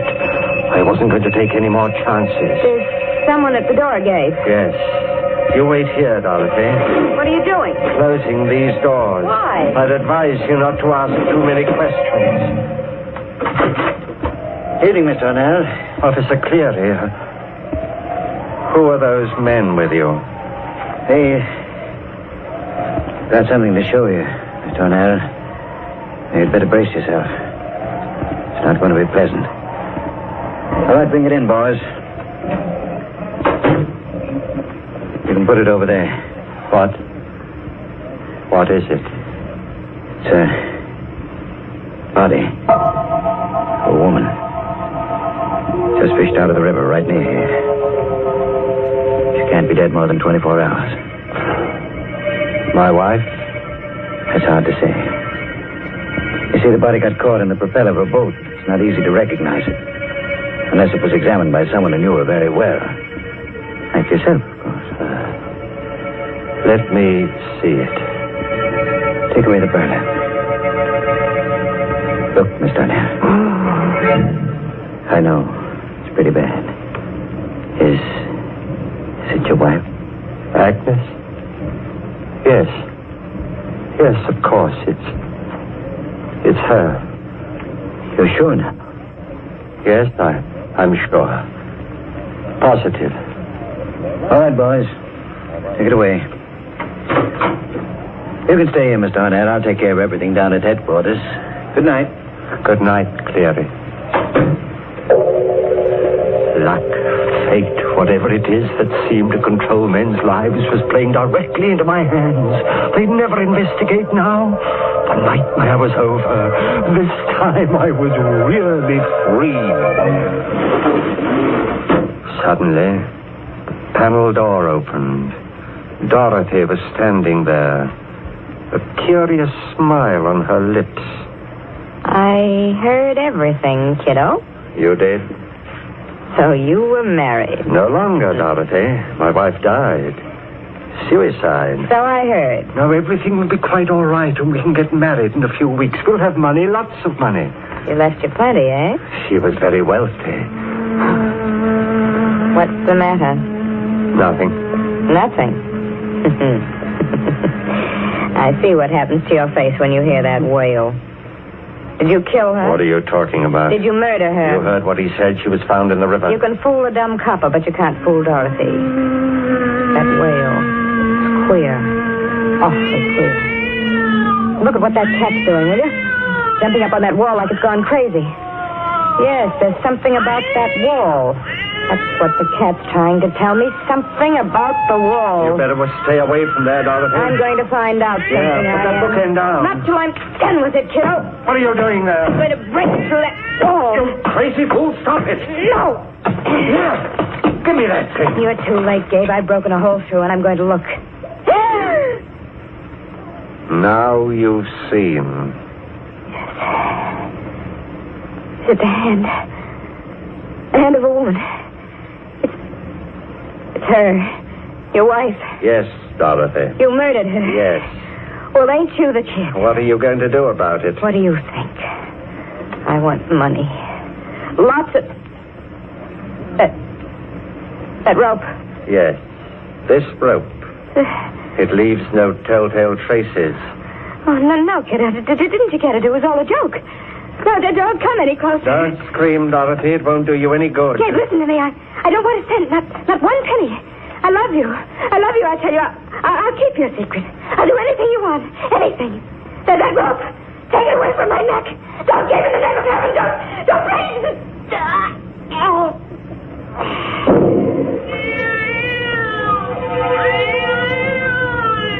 She was dead. I took her body, put it in an old trunk in the storeroom of the cellar. I had to think of some plan, some way to get rid of those bodies. In my confusion, there was only one thing that I was certain of. I must never leave the house, not even for a minute. I never did. At night, I would sit there, listening. Then it would come, the wail in the wall. I knew that after a week she couldn't be alive. What made the wail? Plans? I thought of 1,000 plans, but all of them would mean that I had to leave the house, and if I left, someone would hear the wail and find out, just as Dorothy did. Fire. Yes, fire. That would do it. The idea danced like a flame in my mind. But no. They discovered charred bones of the skeletons among the wreckage. No, it wouldn't be worth it. The only way I could be safe was to stay there in the house. I stayed. I, who had risked everything for freedom.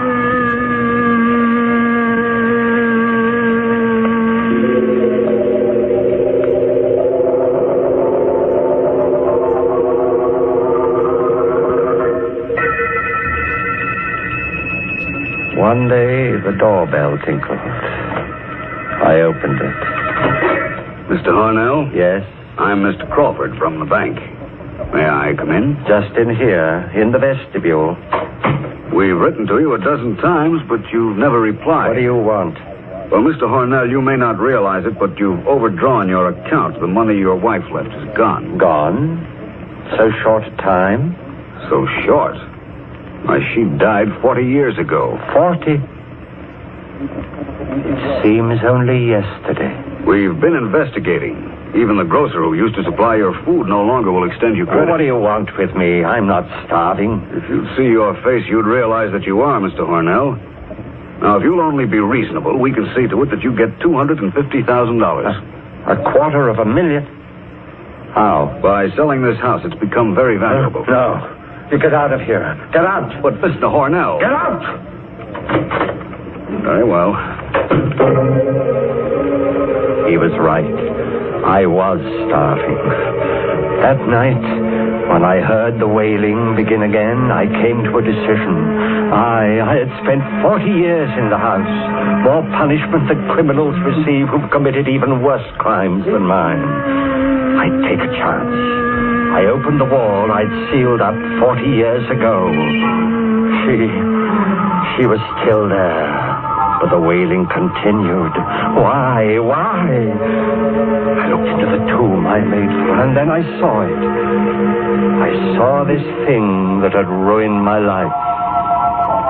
It was a tiny hole in the outside wall that I'd made when I first broke it open. The wind rushed through and made that horrible wail. What was the use? I took a match out of my pocket. I set its flame to the curtains. In a moment, the place would be an inferno. But I decided to stay. I wanted to perish with the house. In death, at least I'd be free.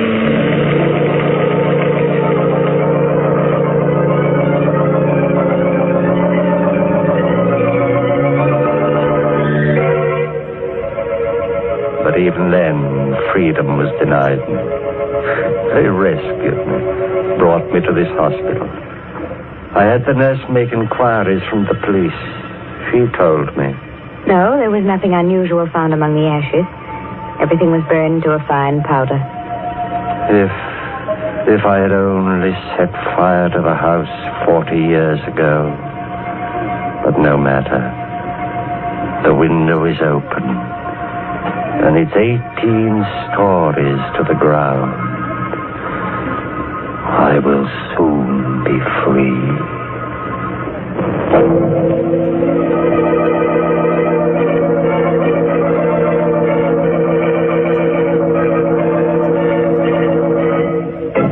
Meow! Everybody's dead but the cat. And we overlooked him because we couldn't find him. Of course, I'm sorry that wall made such an unpleasant noise, such a tuneless wailing. We tried to teach it to whistle the new Lipton tea jingle, but we didn't have time, eh, Mary? Now, you just stop teasing me, because I'm not going to talk about the Lipton jingle now. No, and I'm not going to talk about Lipton tea either. Instead, the Lipton people want me to remind you folks about something important. I mean the Victory Loan Drive. You know, friends, we've been buying bonds for many years now. But this drive is in some ways the most important. Because if a job is worth doing, then it's worth finishing. The bonds you buy now won't buy weapons. No, this time the money will help bring our boys home. It will also help take care of our wounded soldiers, provide them with the finest medical care in the world. And, friends, we can certainly do no less. And the victory bonds you buy now will help launch our veterans into a safe and secure post-war world, the kind of world they've been fighting for. Yes, you're helping others and yourself, too, every time you buy a victory bond. So buy all you can, won't you?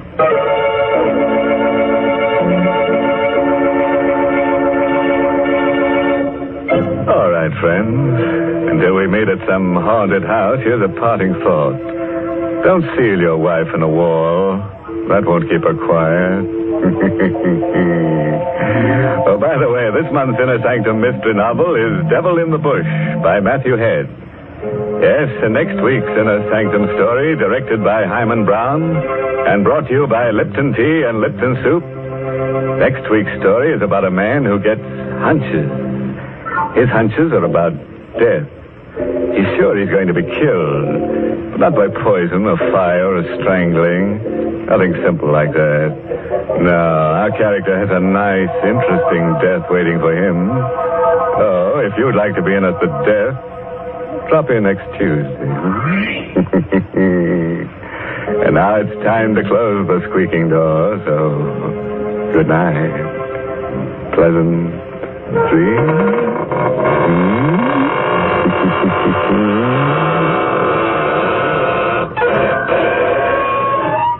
Wait a minute. Have you heard the strange tales of the Whistler?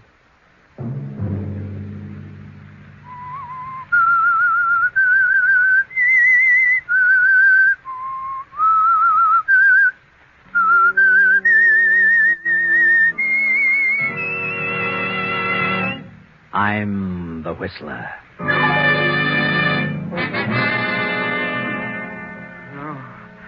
No, I don't want to die. John. Get away. John. Get away. John, wake up. Oh. Where is he? Where's who? That man. Oh, you've been having a nightmare, John. Huh? Oh, good heavens, Clara. It was awful. I dreamed there was a man in this room, and he stood right over me. And he said I was going to die. I was going to be murdered within 48 hours. Sunday night, and again CBS presents The Whistler.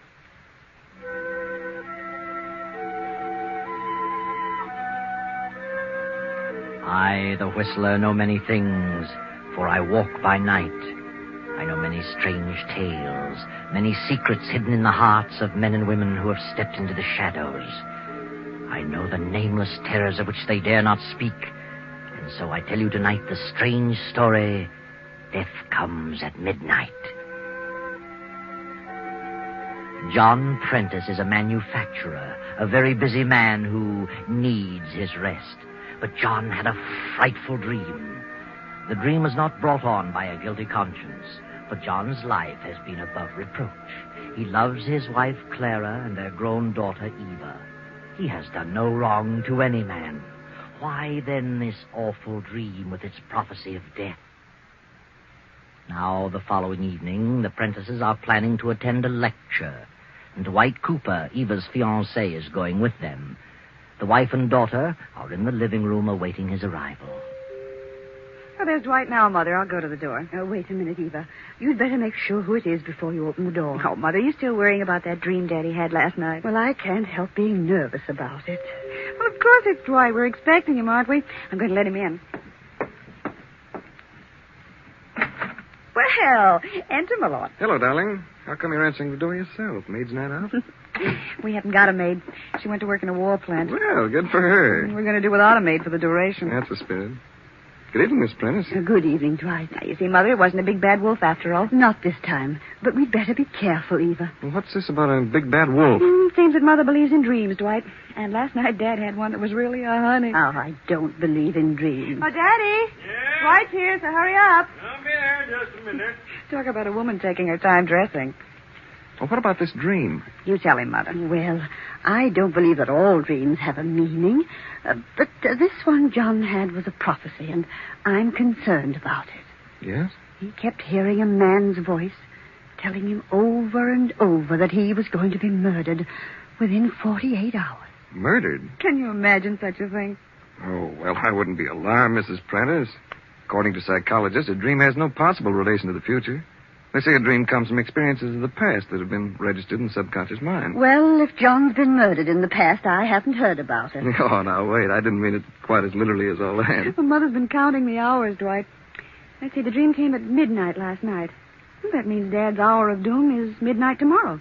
If he isn't murdered sooner. Well, maybe we'd better not risk taking him to the lecture. Oh, I wish you two wouldn't joke about it. I don't think it's any joking matter. Oh, I'll get it. Hello? Hello? Mr. Prentice there? Well, he's busy right now. Could I take a message? Yeah. Tell him he better come to the phone, whether he's busy or not, if he wants to save his life. What? This is a matter of life and death. Oh, well, hold the line a minute. Of all the amazing things, there's a man on the phone who sounds like a gangster. He wants to talk to Daddy about saving Daddy's life. His life? Maybe I'd better talk to him. Oh, no. No, get John on the phone. Call him, Eva. Oh, Daddy, you want it on the phone. It's important. All right, I'm coming. Oh, don't tell me that dream didn't mean anything. Now, Mother, don't get excited. Well, just what did this fellow say? Well, Oh, here's Daddy. Well, hello, Dwight. Good evening, Miss Prentice. Daddy, wait. I don't know who that man is, but he's terribly hard-boiled, and he said I'd better get you to the phone if you want to save your life. What's this? Oh, John, I'll see what it's all about. Hello? Mr. Prentice? Yes? You don't know me, but you better pay attention to what I'm telling you, see? A certain man here in town, a wealthy guy, has offered me a nice piece of dough to put you out of the way. What? But I want to be reasonable, see? So I'll consider... Hey, are you listening? Yes, I'm listening. Go ahead. Well, if you want to hike the ante a little bit, say to $3,000, I'll call off my deal with this guy. What's more, I'll give you his name. I see. Now, $3,000's a small matter to you, so... Wait a minute. Suppose you come here to the house and we'll talk it over. Do I sound like a chump? You're coming to see me, and you're bringing the dough. Oh, no, I'm not. Think I'm going to walk into a trap? You mean you're turning down my proposition? I certainly am. All right, mister. You asked for it. You'll be a goner by midnight tomorrow. All right? So listen. Hello.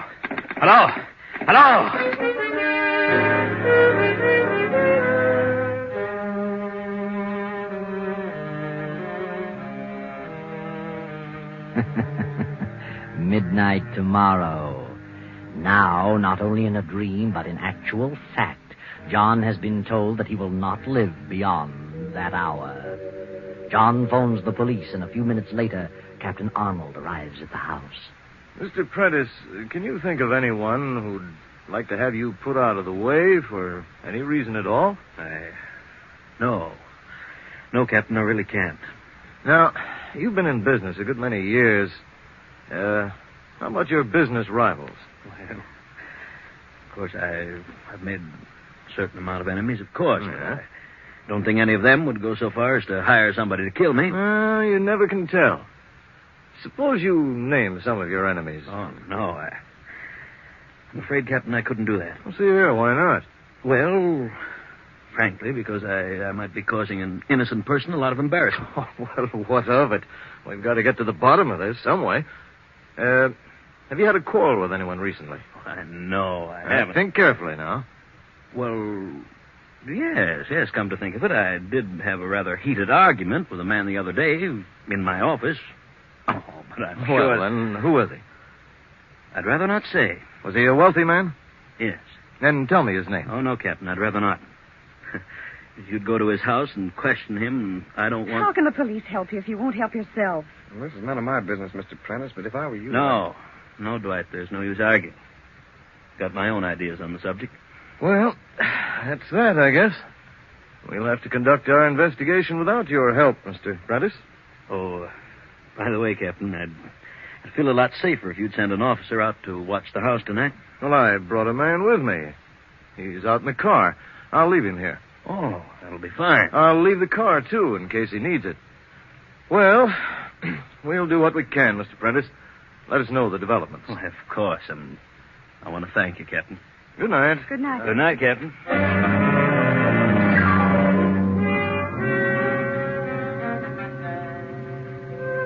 So John is unwilling to give the name of the man with whom he quarreled. Is it really because he's concerned about the possible embarrassment of an innocent person? Tonight the house will be well guarded, and as an added protection, Dwight has agreed to stay in the Prentice home. John, feeling quite safe, has gone to bed and fallen into a sound sleep.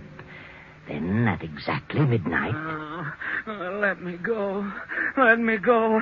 I don't want to die. John. No, don't throw me off the bridge. No. Wake up, John. No. Wake up, John. What? Oh, John, you're in your room. Nothing's happening to you. Oh. You've been shouting your head off. Mother, what is it? Your father's had another nightmare. I thought that was it. Yes, Evelyn.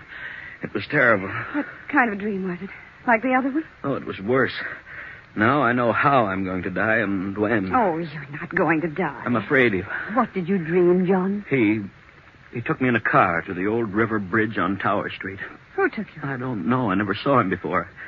He tied my hands behind me with a rope, and when we got to the bridge, he dragged me out of the car and threw me into the river. Oh, my heavens. Mother. Just as we came to the bridge, I saw an illuminated clock. The hands were pointing to 12. That's when I'm going to die. Oh, Daddy. What time is it now? Well, it's after 12. Oh. Then it's tomorrow at midnight, just like that man said. Daddy, don't talk like that. This dream doesn't mean anything. What about my other dream? It meant something. No, it didn't. That phone call didn't have a thing to do with your dream. It was just a coincidence. Things will look different to you in the morning. Eva. Yes? Would you mind sending Dwight in here? But he's asleep, Daddy. I know, but please send him in. I want to talk to him. Well, all right.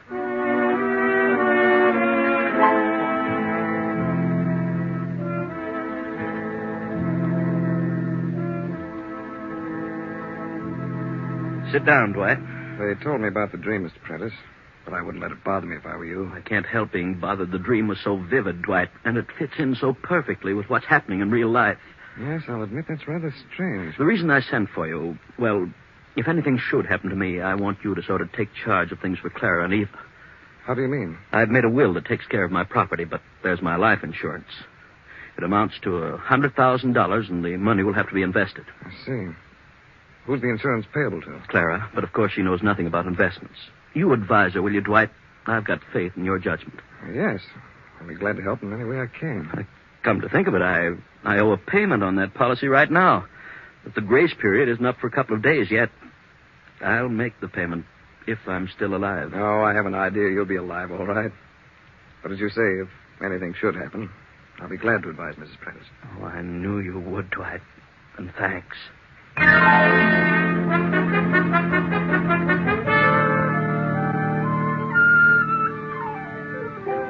Next morning, John announces that he will stay at home all day. Clara, upset by the events of the night before, remains in her room. But John is feeling much better. He views things differently with the coming of a new day. He will not yield to this feeling of inevitable doom. He will fight the situation. Hello? Mr. Prentice? Oh, it's you again. Dwight, get on that extension in the library. Just, thought I'd call and ask if you've changed your mind. No, I have not. What's more, I defy you to even lay a hand on me. I'm being protected by the police. Well, ain't that fine? So you won't come across, huh? No, I won't. Look, Prentice, the water in that river is awful cold. What? What did you say? Hello? Dwight, did you hear that? What's the matter, Daddy? I heard every word. Sounded like he meant business. Something wrong? That man, he phoned me again. I don't know what to think. Well, what did he say? He wanted to know if I changed my mind, and when I told him I hadn't, he told me the water in the river would be awfully cold. What? How did he know about my dream? How did he know? Yeah, it's the most uncanny thing I ever heard of. What's the answer to all this? Daddy, he didn't know about your dream. It's just the other way around. Well, what do you mean? I'm afraid Mother's right. Your dreams are foretelling the future, Daddy. They're warning you of what's going to happen.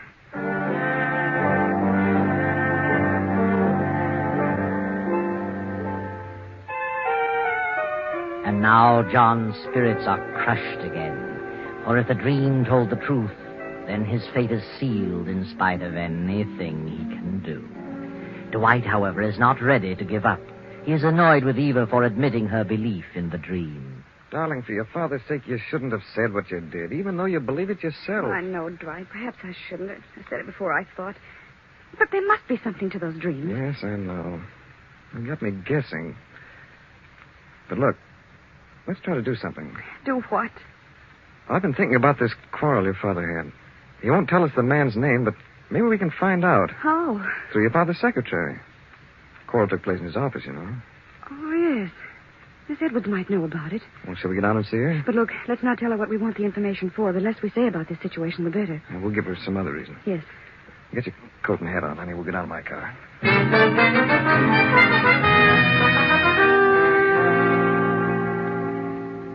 Edwards, this is Mr. Cooper, my fiancé. How do you do? Miss Edwards? We'd like to ask you a few questions if you can spare us a few moments. Why, yes, of course. My father isn't feeling very well today, and that's why he didn't come down.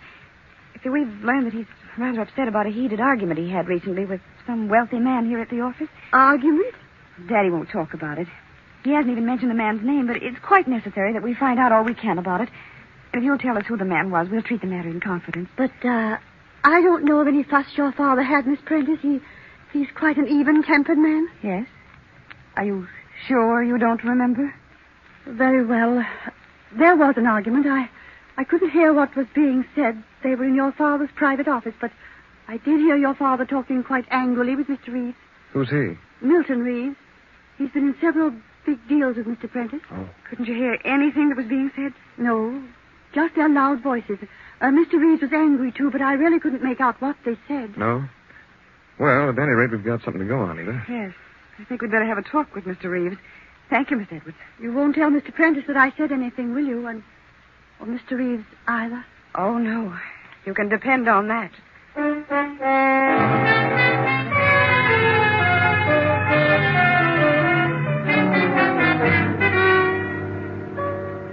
I'm Dwight Cooper, Mr. Reeves. And this is Miss Prentice. How do you do, Miss Prentice? John Prentice's daughter, aren't you? Yes, I am. Well, what is it, Mr. Cooper? I'm in a bit of a hurry. I'm going away on a trip this afternoon. I'll be very brief. We've heard that you and Mr. Prentice had some sort of a disagreement with each other a few days ago. Yes? Who told you that? Mr. Prentice is quite ill, Mr. Reeves, and we think it's a result of that quarrel. If we could find out something about it, we might be able to straighten him out. Well, John knows all about it. He won't talk about it, Mr. Reeves. He won't, eh? Well, John shouldn't let a thing like that get him down. Business is business, you know. He wanted me to renew a loan, and I refused to do it. So that was it. In his particular business, well, I don't know what the future will be with all this rationing and priorities. Had you promised to renew the loan? Well, as a matter of fact, I had. But I changed my mind, which is my privilege.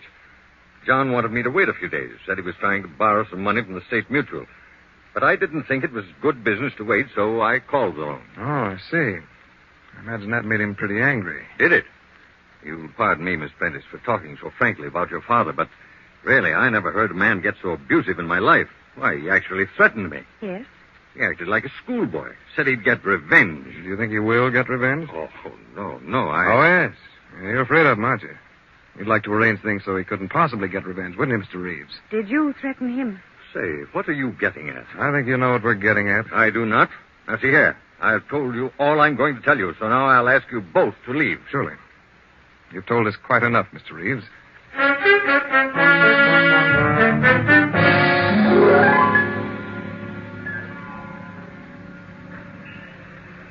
Dwight, hadn't we better go to the police station and tell Captain Arnold? No, darling, not yet. But I'm sure Reeves is the one who's hired that thug to kill your father. So am I. He said he was going on a trip. He wants to be out of the way when it happens, so he won't be suspected. Of course. Then why shouldn't we have him arrested? I'd like to get more evidence first. I want to find out more about that loan. Who do you think could tell me? Well, Mr. McAdams ought to be able to tell you. He's the treasurer of Daddy's firm. All right, I'll go see him. Look, honey, suppose you take a taxi and go on home. See how things are getting along. Oh, Dwight, Please, honey, I may have to do some running around. Look, don't tell your father about this. Oh, no. All right, Dwight. But don't be gone too long. I won't tell him.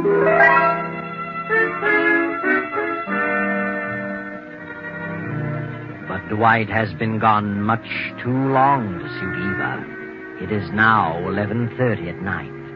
Eva and her mother have become increasingly nervous as the clock ticks off the seconds, bringing the time closer and closer to midnight, John's last moment on Earth. Oh, for heaven's sakes, Dwight, where have you been? We've been worried to death. Well, one thing led to another. McAdams had gone out in the country, but I finally caught up with him. Have you told the police about Mr. Reeves? No, I haven't. Where's Mr. Prentice? In the library. He's in a terrible state of mind, Dwight. He's got the door locked. He told the policeman to stand outside his window. Listen. Someone at the door. Oh, my heavens. Oh, why didn't the policeman Now, don't stop? get panicky, I'll Mother. see who it is. Open the wicket. It's a messenger boy. It might be a trick. It looks all right. Telegram for Mr. Prentice. All right, I'll take it. Sign here. There you are. Here. Oh, thanks, mister. I wonder who'd be... Mrs. Prentice, have I your permission to open this message? For certain reasons, I'd like to see who it's from. Why, yes, Dwight. Go ahead. What is it, Dwight? It's important. Very important. I've got to show it to your father right away. Mr. Prentice, open up. It's Dwight. Mr. Prentice. It's all right, Daddy. Unlock the door. Dwight's got a telegram for you. Why doesn't he answer? I'll go outside and look through the window. The officer's out there. Come on.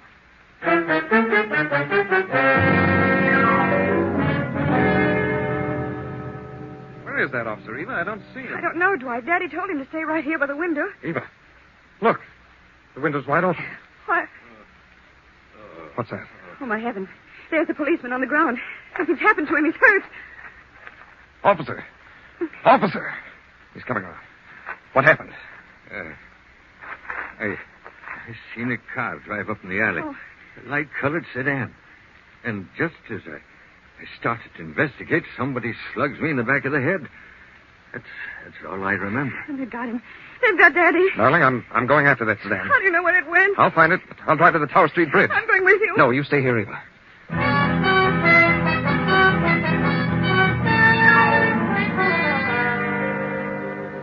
And why does Dwight think he'll find the light-colored sedan at the Tower Street Bridge? Is it because Mr. Prentice saw that bridge in his dream? Or is there another reason? A reason known only to Dwight? But Eva can't wait, and so a moment later another car speeds toward the bridge. The policeman's car. The officer is at the wheel, and Eva and Clara are by his side. Oh, officer, can't you go faster? I'm driving as fast as I can, Miss Prentice. Say, I better put in a radio call to headquarters and have them send a squad car to the other side of that bridge. No telling what we'll run into there.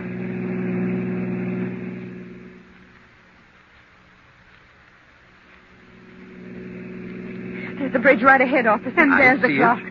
What clock? The one Daddy saw in his dream. And look, it's midnight. I don't know nothing about the dream, Miss Prentice. All I see a car out on the bridge. You see it? That's the baby. That's the one I saw at the house. Where's Dwight's car? Dwight's car isn't there.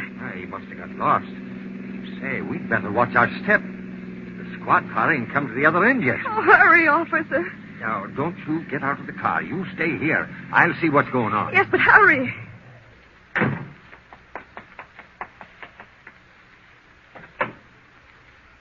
All right, Miss Prentice. You and your mother can come here. Is Daddy there? There ain't a soul here. The car's deserted. Oh, there were two ladies. He's already done it. Who's done what? Oh, can't you remember anything I told you about Daddy's dream? I'm talking about that man. He's thrown Daddy in the water. Oh. Isn't there something we can do? Oh, it couldn't have happened very long ago. If your father's been thrown in the river, Miss Prentice, he's a goner, but now nobody could swim in that current. Poor Daddy. What I can't figure out is why the guy left the car here. Oh, poor John. Hey, look. There's some rope in the back of the car. And a knife. He tied Daddy's hands. Hey, here comes the squad car now. They're coming in from the other end of the bridge. Oh, officer, who's this car registered to? Wait a minute. Well, by golly, there's no registration slip in it. I know who it belongs to. Milton Reeves. I'll take the number and we'll check on it later. What's up, Jack? It looks like there's some dirty work been going on here. Yeah? Well, maybe this guy knows something about it. Quit shoving me, will you? Where'd you pick him up? He was running away from the bridge. Oh, he was, huh? All right, buddy. What do you know about this sedan? Not a thing. I wasn't on the bridge. Yeah, that's him. That's the man who threatened Daddy over the phone. I can tell by his voice. Well, now we're getting someplace. All right, you. Give. Where's Mr. Prentice? I don't know what you're talking about. You threw him into the river, didn't you? No. You're a liar. Come on, talk. I don't know nothing. We'll get you to talk at headquarters.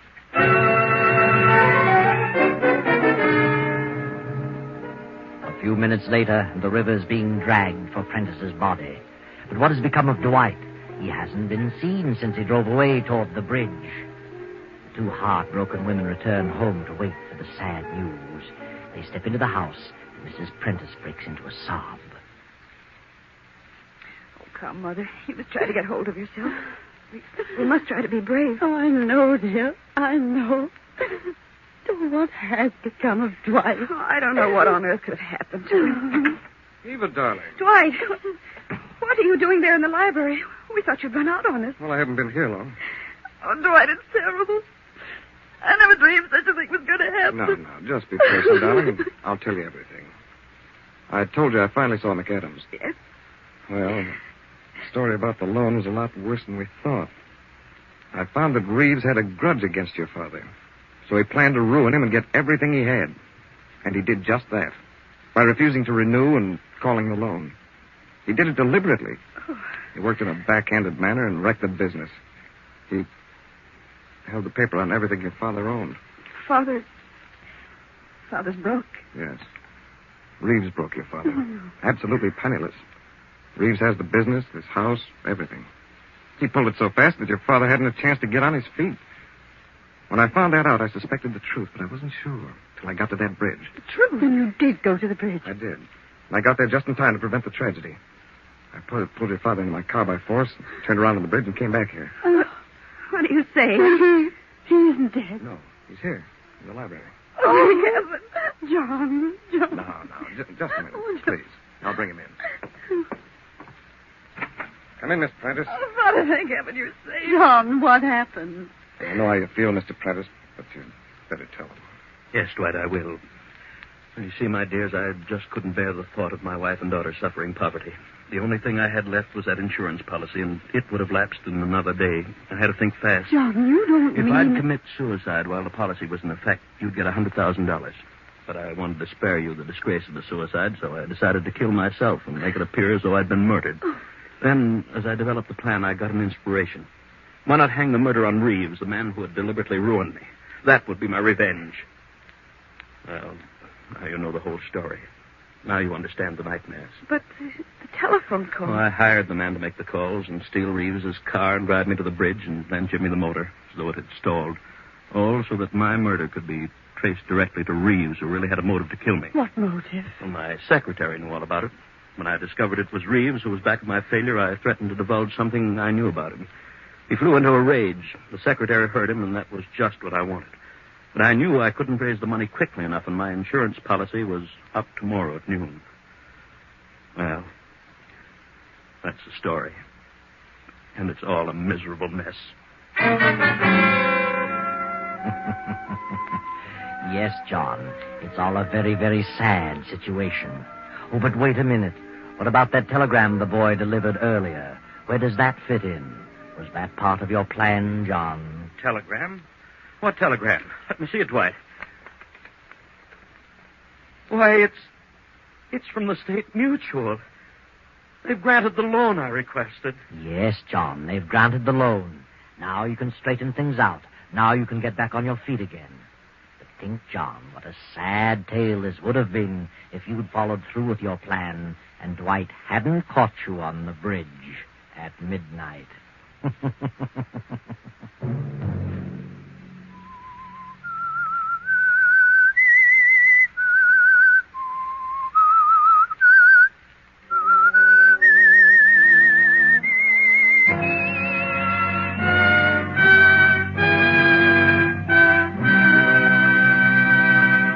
CBS has presented The Whistler.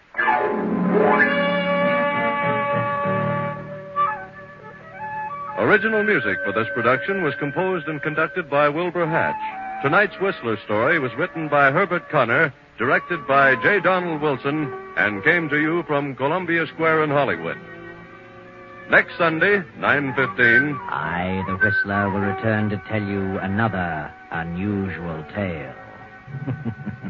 Good night. This is the Columbia Broadcasting System.